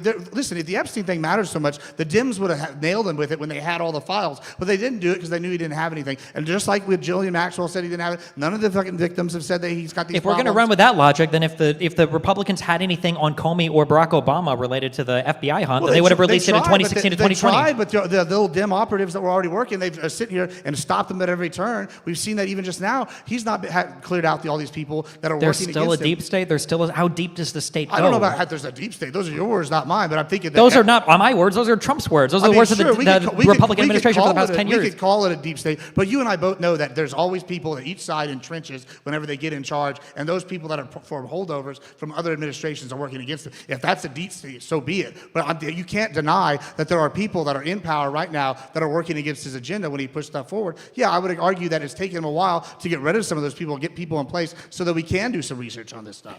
Yeah, I mean, I think that he can indefinitely blame whatever the deepest of the deep state, the deepest of the Loch Ness swamp monster, whatever he wants to call it. But I mean, at the end of the day, going back to where we started here, just the idea that you would want the president to just be like an ordinary person that would succumb to his emotions, it betrays all of like U.S. history. Like nobody was like, oh, George Washington, he was like a normal soldier that just marched across the field and shot a dude and then went home. It was like he crossed the Delaware. He was an amazing man. He did crazy stuff. Like I feel like we generally want to advocate for our presidents to be like really exceptional men, not just ordinary people thrust into the limelight. We'll see how they respond, and it'll be like an epic episode of The Apprentice. A lot of these people in history were regular people that got thrust in the limelight. You know, you can look at like, I mean, Andrew Jackson, he was just a regular soldier that moved his way up the ranks. You know, yeah, they you brought rose up to the George occasion. Washington. You know, we could look at Ulysses S. Grant. We could look at tons of people. Abe Lincoln was just a random, like a hick from the backwoods that got really good at public speaking and he came up the ranks. Like there's plenty of examples in history of these. Davy Crockett, you know, but he these was a people hunter. made something of themselves and then were elected president. I'm just all of this to go back even a step further. I would expect good conduct from the president of the United States. I mean, hold on. Are you saying... I can't believe this is controversial. It's because his behavior is indefensible. We've had plenty of presidents that have said, that, like, oh, we hate our enemies throughout... Like, no, we don't. I mean, FDR was sitting here talking about the evils of Nazism and then communism. Nazism? Yeah. What does it say about you if that's an offensive statement? No, I'm not saying it's offensive. I'm not. Hold on. First of all, I'm saying that you say there's groups that they hate. Yeah, the Nazis were an enemy of the United States of America. The communists. We have a country that was. We have presidents saying they hate the Russians back in the day. We have presidents saying they hate all these. These are like. I mean, if these are their enemies, why wouldn't they say they hate them? I feel like there's a difference between the enemies being foreign nationalists versus like your domestic citizens. Hold on. We have domestic people that believe in all these things. You don't believe we should hate these people that have these evil beliefs. So you're pro. It's all the same to you. Are you pro being friend with the Klan and be like, oh, we should never have the president say he hates the Klan or he hates the Nazis? After this election, I'm just saying that from the same people who said that Obama saying Trayvon Martin looks like me, to have that brain break, like half the conservative movement for indefinite periods of time, to come out and say, actually, I don't care at all what the president says. It's all epic and based. That's just astounding to me. All right. That's, give him the last word. Give him the last word. He can have the last word. I was just going to say that's 5 minutes, guys. No, we'll give you the last. We'll give you the last word there, Mr. Gibbs. Oh well, yeah. I mean, thanks for debating with me. Yeah, it was fun. And where can people come and debate you? You can find me anywhere as Admiral Gibbs on YouTube, Twitch, Instagram, all the good stuff. Thank you so much for having me. I appreciate it. Everyone, show up and debate Mr. Gibbs. Give him a round of applause. Thanks. Thank you so much. Okay, super quick because we got more debaters to get through here. Extra, read all about it. We are about to announce a massive debate in the UK for Destiny, Stephen Bonnell. We're very close to announcing it. This deal has been in the works for about 3 or 4 months now. So I just wanted to put it out there that everyone be on the lookout for a very big announcement coming in the DDG Destiny world. And this is DGG. Wow, I suck. DGG, sorry. But yeah, we're going to be announcing something. Stephen's going to be coming overseas early in the new year. So look out for that announcement. Yeah, and that's it. We had someone just sign up from the audience to debate, so we're going to squeeze them in here. We're going to go this next debater, and then we'll go to you, Nathaniel, after that. So let's bring up Alex. Alex to the stage. Everyone put your hands together for Alex.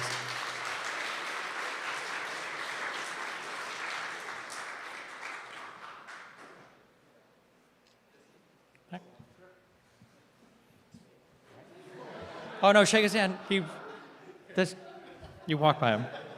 All right. Yeah, hi, Destiny. Hey, what's up? So I was wondering, how you think the set of like base manufacturing workers in the United States overlaps with the set of consumers that are buying the commodities that these base manufacturing workers produce. So how do these two sets overlap, the workers and consumers?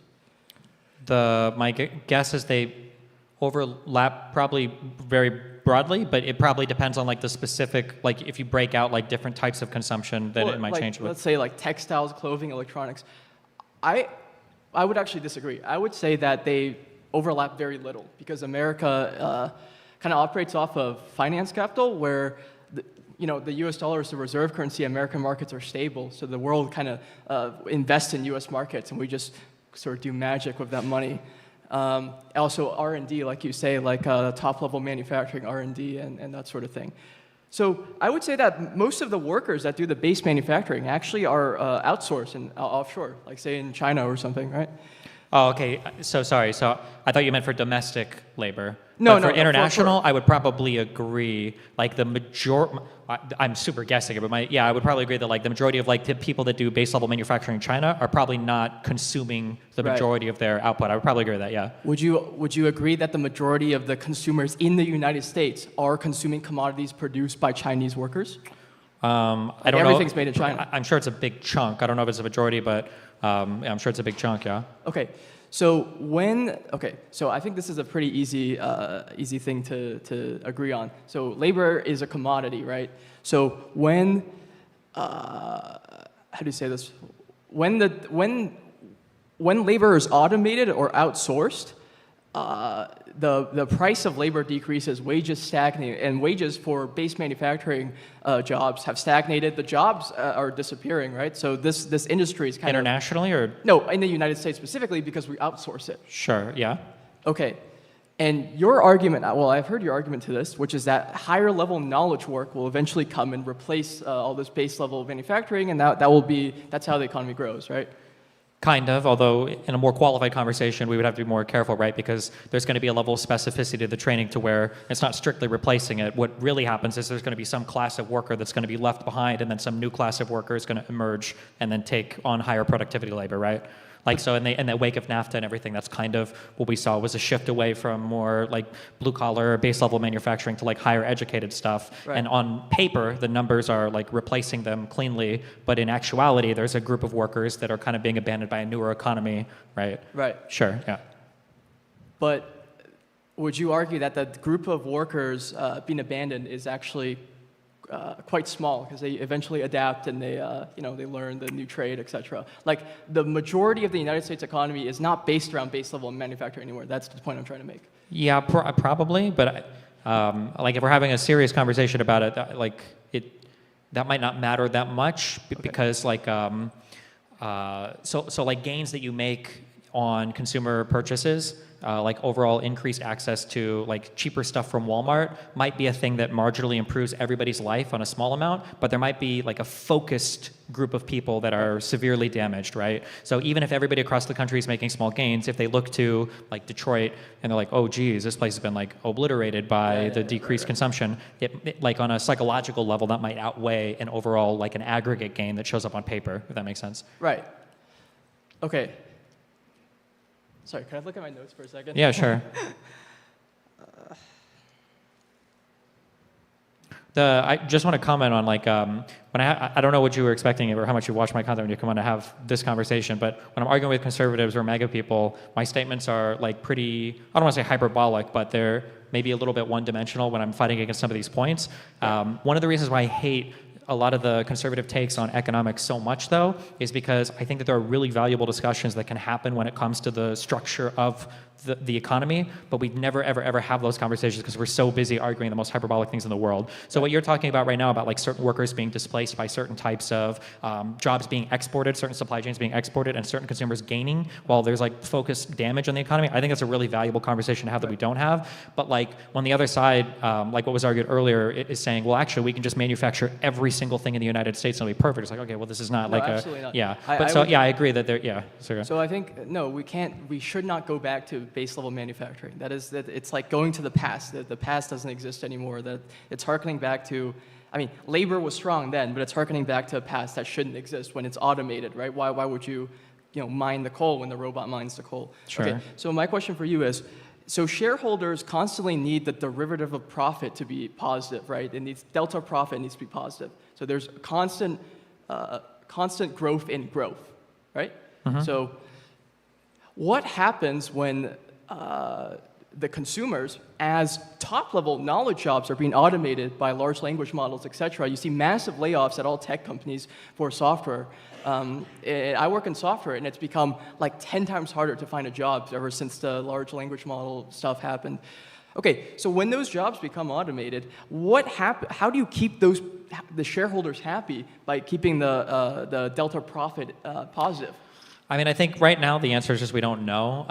Well, we do know, actually. It's what we don't know is that all of the jobs are going to be automated. So there's something called the lump of labor fallacy, which I'm sure you're familiar with, where people are like, oh my God, we've made like sewing looms. Like, how are we going to have everybody's going to run out of work, or we've created some new electronic thing, new computer thing, new automated thing, and now we think there's going to be no jobs, but like there's always more stuff for people to do. Right. I guess the question is, What will obviously, when emerge, people are talking about AI and LLMs and general intelligence and everything, like, are we going to reach a level where we've actually hit some kind of upper limit? Yeah, I don't want to call it a singularity, but something where like we're actually automating away more than what we can find new work for people to do. I absolutely think that knowledge work and automating knowledge labor is the upper limit. That is. There's nothing beyond that. Like, what is the pinnacle of like human expression? It's like doing art, right? And we have art automated. There's like sure. Yeah, I don't know. There's a saying. I'm very American, and there's a saying. It's like an American can sooner imagine the end of the world than the end of capitalism. So absolutely, I have no idea. I mean, like in a perfect world, we move on to like the free time utopia, where now we only work for 10 hours a week and everybody's happy because the robots are doing everything. Right. In the hellscape, I guess there's only a few like warlords that own the robots, Precisely. And then we're all screwed. Who knows? So this is but I why don't know, we need yeah. collective ownership of the automated means of production. We need collective ownership before all labor is useless and our strikes mean nothing. We need to seize the automated means of production. Okay, but anyways, so profits need to constantly go up, right? So what did they do? What did they do in 2008? What did they do when every market crashes? They pumped the credit market by giving out loans that they should not be giving out, risky loans, subprime mortgages. They pumped the credit market, and eventually, for a short time, the profits increased, right? Like you said earlier with the other guy, for a short time, the economy is kind of stimulated, but eventually those loans are going to default, right? You cannot pump the credit market forever. There's no infinite fake money unless you're relying, I know you hate this, but unless you're relying on, the petrodollar having a monopoly on resources and then coercing other countries to do manufacturing. Like, you cannot maintain this growth forever. Eventually, markets will default. Banks will default, loans will default, and the market will crash, as it did in 2008. This is a very, this is kind of like a Marxist idea. I think the idea that the rate of profits to fall to zero, basically. It hasn't been observed yet, but is it possible that this could happen? Maybe. It happened in 2008. Well, there's this underlying assumption that I can't speak to any depth of knowledge to this because I just don't know enough. But one thing that's kind of underlying the assumption that you're making, and maybe there's more truth than I'm willing to give credit for, is this idea that a lot of the growth that we've seen in the world economy has just been artificially done by basically IMF printing money and this kind of inflationary thing. Fractional Versus the reserve counter spending. argument would be, well, no, there actually is a lot more. There's more participants in the global economy now. Among Africa, among China, India, there are actually more people, and there's more value that's actually being added to the economy, and that represents an increase, in price. I'll utter the meaningless statement. Why are there market crashes if all of this productivity is real? It's not backed by depth. If it's real, why does a market crash every 30 years? Well, there can be or so? market crashes even when there's real value being created, right? That can happen. Well, I feel like the easiest way to analyze, I feel like when I'm looking at it's funny because sometimes people look at market crashes and they'll say this is an example that nothing in our economy is real, or this is all fake because of this boom bust cycle. And it's maybe that's true, but if we take a deep breath and take a macro step back and then look at the world, right? Do we actually feel that way? Do we have is a 5090 graphics card really the same as a 1080, or are the treatments for cancer patients today the same as they were 30 years ago? Or there's definitely Do you feel like the progress of technology is tapering off right now? I absolutely believe the progress. No way. I think the progress of technology has tapered off as soon as we reached large language models, and maybe we hit a limit with transformer models, right? Like maybe they just can't model like large enough context, whatever, right? But once you hit knowledge work, what is beyond that? Like, I mean, I guess we'll see, but there's still a lot of unsolved problems. But I was just not necessarily referring to the LLM thing, but like I'm just saying that it seems like we've been growing in real ways. Like technologies are improving, like manufacturing is improving, like healthcare services are improving. Like there's been like real gains made in technologies across tons of sectors. I would yeah. see that, So absolutely. like if we were at some point in the future where we had started to have like these crazy boom bust, and I'm like, it kind of feels like everything's the same as it was 20 years ago. What's going on? Then maybe I'd be like, oh, is this all like fake? But I feel like we're not there yet. But this is like a really deep, like fundamental macro econ finance question that I'm just probably not equipped to dive into as much. But yeah. Final thoughts there, Alex. Yeah, go for it. Sorry. Let me take a look at my. If you have any notes for a final sec. thoughts. Yeah, sorry.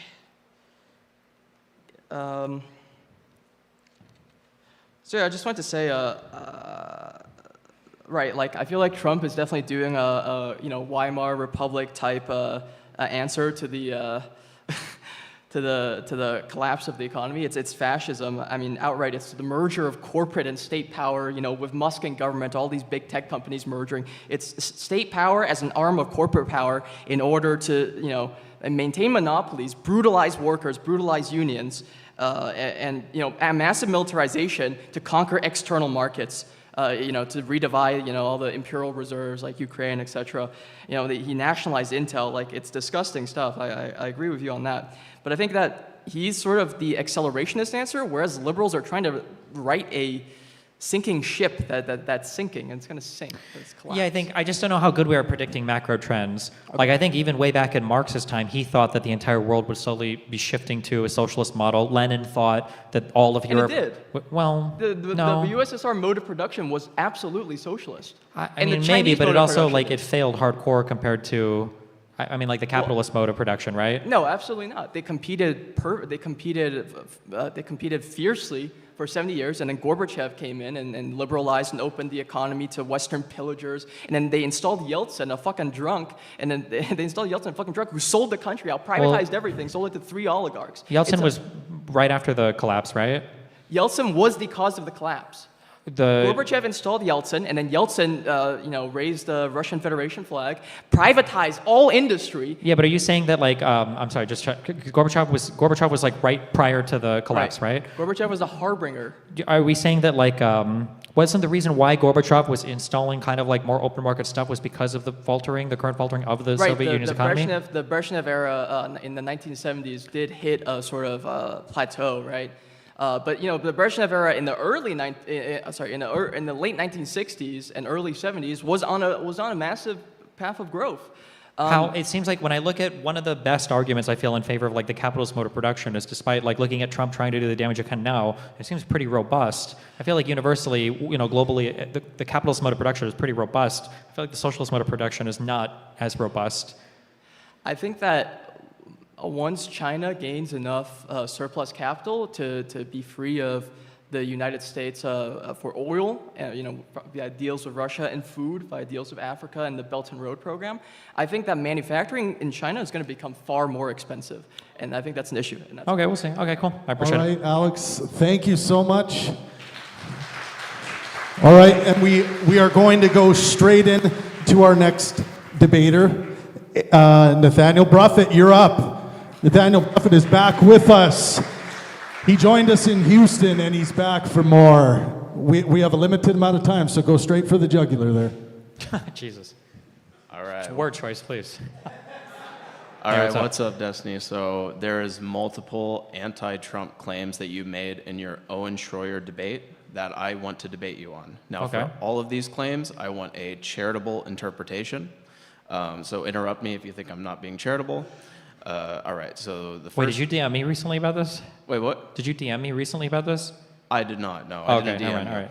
Okay, so the first claim, I'm pretty sure you were being hyperbolic, but just to be clear, this might make you mad, so hopefully... Don't worry, I'm used to it. Just to be clear, if you mean this claim literally. Yeah, go for it. Yeah, go ahead. Yeah. It's 100% false. But I'm assuming it's hyperbole. So exact word for word, you said Trump takes absolutely no accountability for any of his actions in Owen Schroyer. So I'll just assume that's hyperbole and maybe move on to the next one. I mean, I would say like 99%, but it's going to depend on how you define accountability, I guess. Okay, that's fine.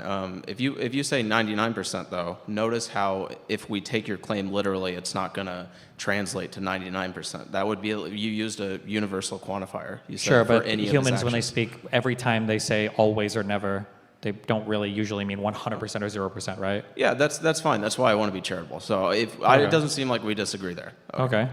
All right. So the next claim would be, again, it's crazy that I don't know. Well, I want to be charitable, but okay. So you said exact words. When you said he, you were talking about Trump, and I'm not going to replace that. So you said he wasn't able to pass any legislation.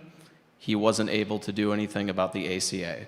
So like I think maybe like a really charitable interpretation would be that he wasn't able to pass any legislation that did anything about the ACA. So for legislative landmarks, I know a big thing they wanted to do was the Infrastructure Act. They weren't able to do it. His legislative accomplishments were pretty minor. He had the tax cuts would have been the big one. I think they had like the First Step Act for prison stuff, which was minor, and I think they ended up defunding a lot of that anyway. And then for the ACA, the big goal when Republicans came was to repeal and replace it. But I think all they were able to do was get the like the tax penalty zeroed out or something. Mm-hmm. Okay, Yeah. but notice how the claim wasn't Trump wasn't able to fully repeal and replace the ACA. The claim was Trump wasn't able to do anything about the ACA. So do you want to double down on that, or do you want to say that what you meant was something like about, like when you say do anything, what you meant there was do anything I'll about say what I just said is what I was implying, yeah.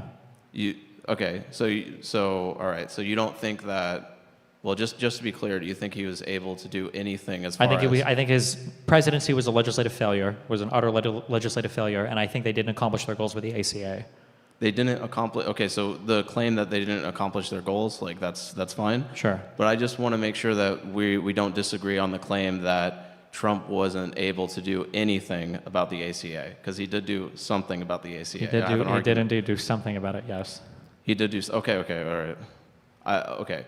So if he did do something about it, and, like, I just feel like a lot of people, when they listen to the debate, I think it might be a little unfair what you did to Trump. So it's a new claim I'm making.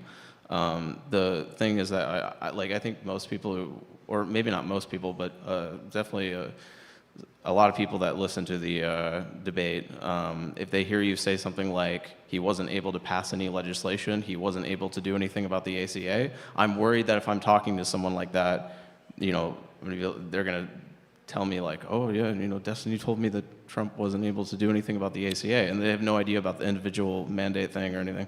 Sure. I mean, I think there's arguments to be had that there's a better back and forth there, but I think that MAGA's largely detached themselves from reality, so most of these debates just end up being like at the highest, most like macro level claims back and forth. I think if somebody wants to have like an in-depth conversation about legislation that Trump has or hasn't passed, I think that'd be a lot more exciting to have, but Owen Schroyer wasn't prepared to discuss literally anything in depth, so probably a decent amount of my statements are going to be a bit more hyperbolic, but I think that like the spirit of what I'm getting across, like, oh, you guys failed on the ACA, you didn't do anything about the ACA, right?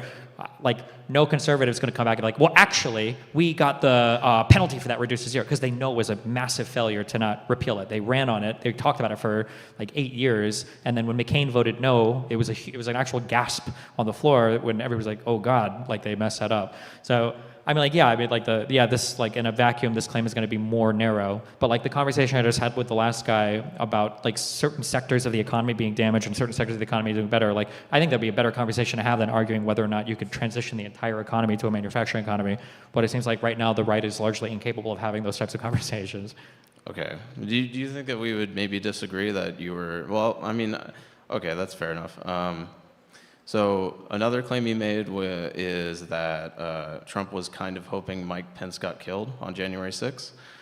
You use the word kind of and like trying to be charitable and whatnot, but I mean, even if so I know you don't like this. If you don't like it, just deliver the argument for why it's bad. Okay, don't just... But if we do an internal critique, okay, on your view or whatever, even taking a Trump critic perspective, I don't think it would be good for Trump if Mike Pence got killed either way. I don't know if that's really, you can not want someone to be killed and still pressure them to do something that's Yeah, compatible. more technically you could say that, yeah. So do you think it's fair to say that, this person over Trump here... didn't want Mike Pence to be killed. Trump wanted Pence to feel like Trump could have had him killed to pressure him to act in a way that he wanted. When it came time to count the votes, I guess you could say that, yeah. Yeah, but isn't it like a little bit like maybe unfair to say like, oh, this person over here, like Bob or Trump or whatever, you're claiming that someone kind of you're especially before he was, getting elected, right? You're saying that this person kind of wanted this other person to get killed. And if that's not true, like some people might interpret that claim literally. It's just kind of like my point. I don't know. You did say mean, like, kind there's a of, world so- like the issue is that like there's two huge, very interesting things going on. So one is that like there's a back and forth debate with a very bombastic guy who I don't think was capable of critically engaging on almost anything. Number one, right? So a subset of that is that like it's hard for me to even get out a full point without him shouting, interrupting me. But then number two, like I feel like the same people that would take I feel like the majority of the people listening are understanding the implication of what I'm saying. I think that if you were to ask anybody like, do you think that it would help Trump if Pence were to actually die? They would probably say, oh, that probably wouldn't help him. But if you were to ask the majority of people, like, what would you expect somebody to do when somebody's watching a bunch of people outside the Capitol building saying, hang Mike Pence, and he does nothing? I think a lot of people are like, ooh, maybe he wants him to die. But like, I don't think anybody would correct and say, no, it's not that he wants him to die, it's that he wants him to be afraid of dying. And it's like, yeah, okay, yeah, like that's technically true, I guess. But it's like, I feel like this is like almost a distinction without a difference. Like on a strictly, like if we were parsing language for like syntax and logic, I think maybe the one statement is more accurate than the other, but overall, especially with a president who is like prone to making hyperbolic statements with literally every single time he talks, so much so that there are like turns of phrase for not taking him literally but seriously. I think I'm communicating more or less what I need to, yeah. Okay. All right, sweet. So with January 6th, I think there's a lot of good things that happened after. Just making descriptive, like, so our Capitol building, the security got tighter. We had, what was it? I don't remember. Sorry, I'm losing my train of thought. No, you're good. But yeah, so... Common talking point is that the ECA got strengthened, the law. I don't know if you're going to bring that up. But The ACA? the ECA, the Electoral Count Act, they added a couple lines. Something about the Electoral Count Act was like a bill, and in the bill we had a bunch of things that were good. I can pull up my notes for it, but so there can be an efficacy problem when like a president does something. So like someone could be anti-abortion but still vote for someone that's pro-abortion because the pro-abortion guy is just so bad that he ends up actually strengthening the anti-abortion stuff. Like he could end up like just being incompetent or something. And so if Trump is trying to do something, it could result in a situation where it unintentionally sort of strengthens the democracy process or something. That's you're playing with fire there, right? Yeah. No, I agree with that. I think I agree with the point you're making, but like so I'm just I want to be razor focused on the actual claim though, because if someone were to make the claim that, this event like weakened our democracy, I don't know if that's Well, I think it weakened the democracy by making it, one, the attack itself I think kind of weakens it, and then two, I think that when a thing happens, I think it enters like a probability assessment for future action. Like it seems more probable based on how people respond to it. And I think that now that's like kind of something that's more in the air. So I think there's a lot of like fallout from that that's really bad too. Like I would rather just go back to that never having happened than the result of that having happened. Yeah, if Justin Bieber gets attacked, he's going to increase the security, right? So that attack might actually decrease his likelihood to get attacked in the future or something. Yeah, but what if he was just never attacked? Wouldn't that be good? That would be better. But if we're razor focused on the claim of like whether the attack weakened or lowered his likelihood of being attacked in the future, it's going to be. Yeah, I understand, but there are some things that can probably be like so bad that you probably wouldn't want that to happen ever, Yeah. right? Like you could strengthen your child's defense against a rapist by sending him up with his rapey uncle that you know won't kill him. But it's like, Jesus Christ, I wouldn't want like, well, hey, now you know you'll be more careful next time. Like that's just like an insane to say that like, well, the president tries to coup the government and then fails, at least like we have a few more guards in there. Like I think that's like I think that the damage there is too great to say that like scar tissue is more durable than normal skin when it comes to like penetrative stuff, but like it's less flexible and doesn't do the same job that skin does. So I mean I don't know. It's like I would reject that. I think even a more focused claim there is not accurate. I would say that it did damage to the United States. I don't think a few more security guards or a couple lines in the ECA is better than just having a country where we've never tried to coup the government that openly like that before. Final thoughts, Nathaniel? Yeah, thanks. If anyone wants to debate me, they can email me at debatemetrump@gmail.com, and then I'll record it with Craig on my Discord server, or you can find me on Pangburn and stuff. So yeah, thank you. Oh, thanks. All right. Put it up for Nathaniel Bruffett. Thank you very much. And I promise you guys I'll get at least one of you on stage. Just quick 5 minutes. Who would like to come up and ask Destiny a question? Put your hand up if you're interested.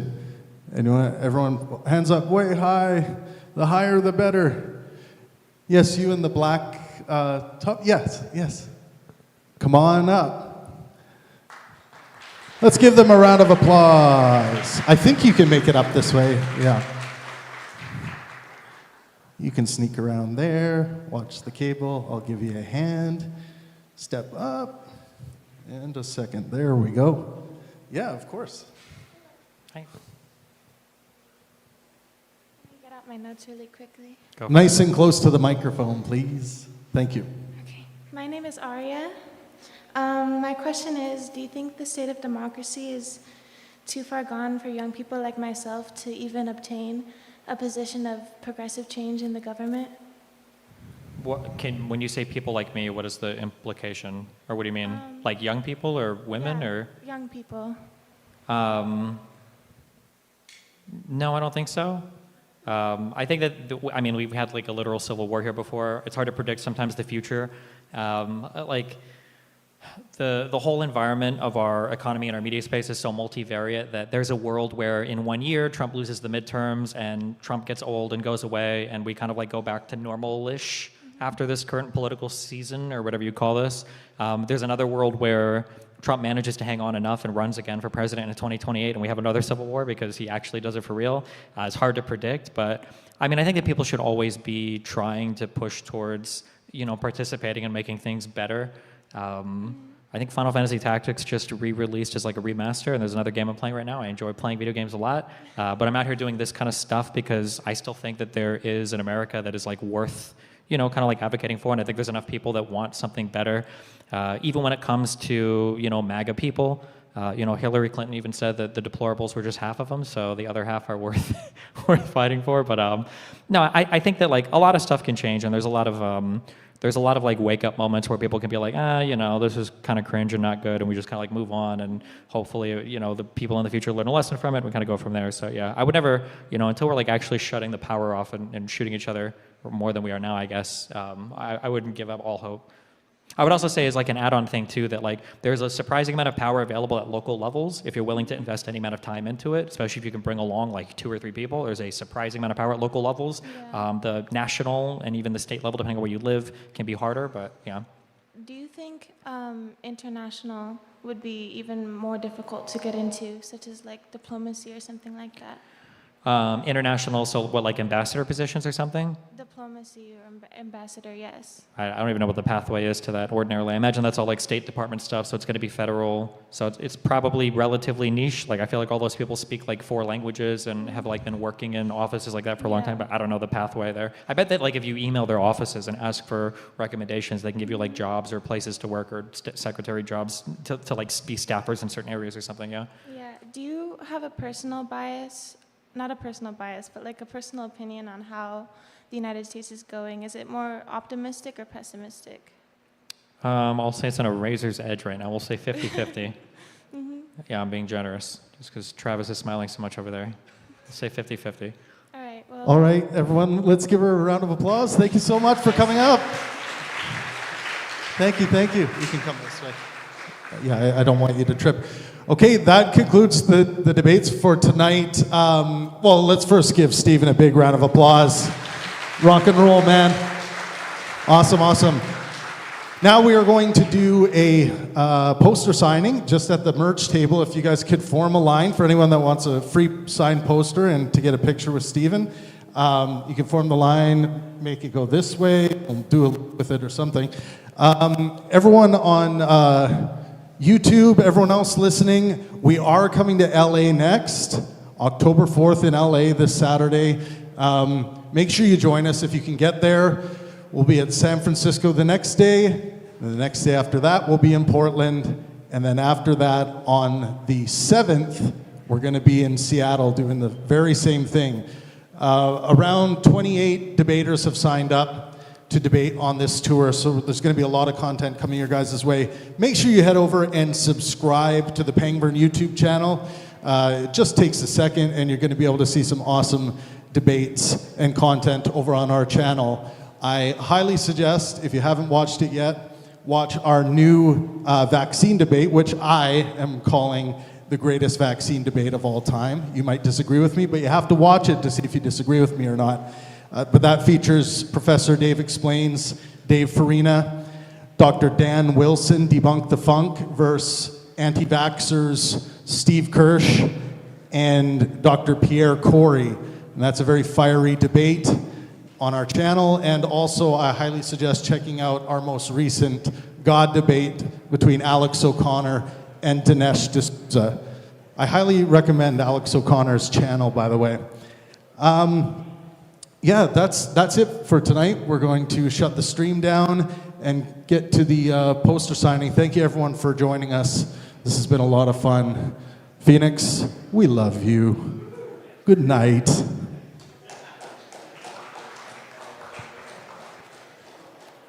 All right, now we get to the post-show portion of the evening, where you're going to hear my annoying voice.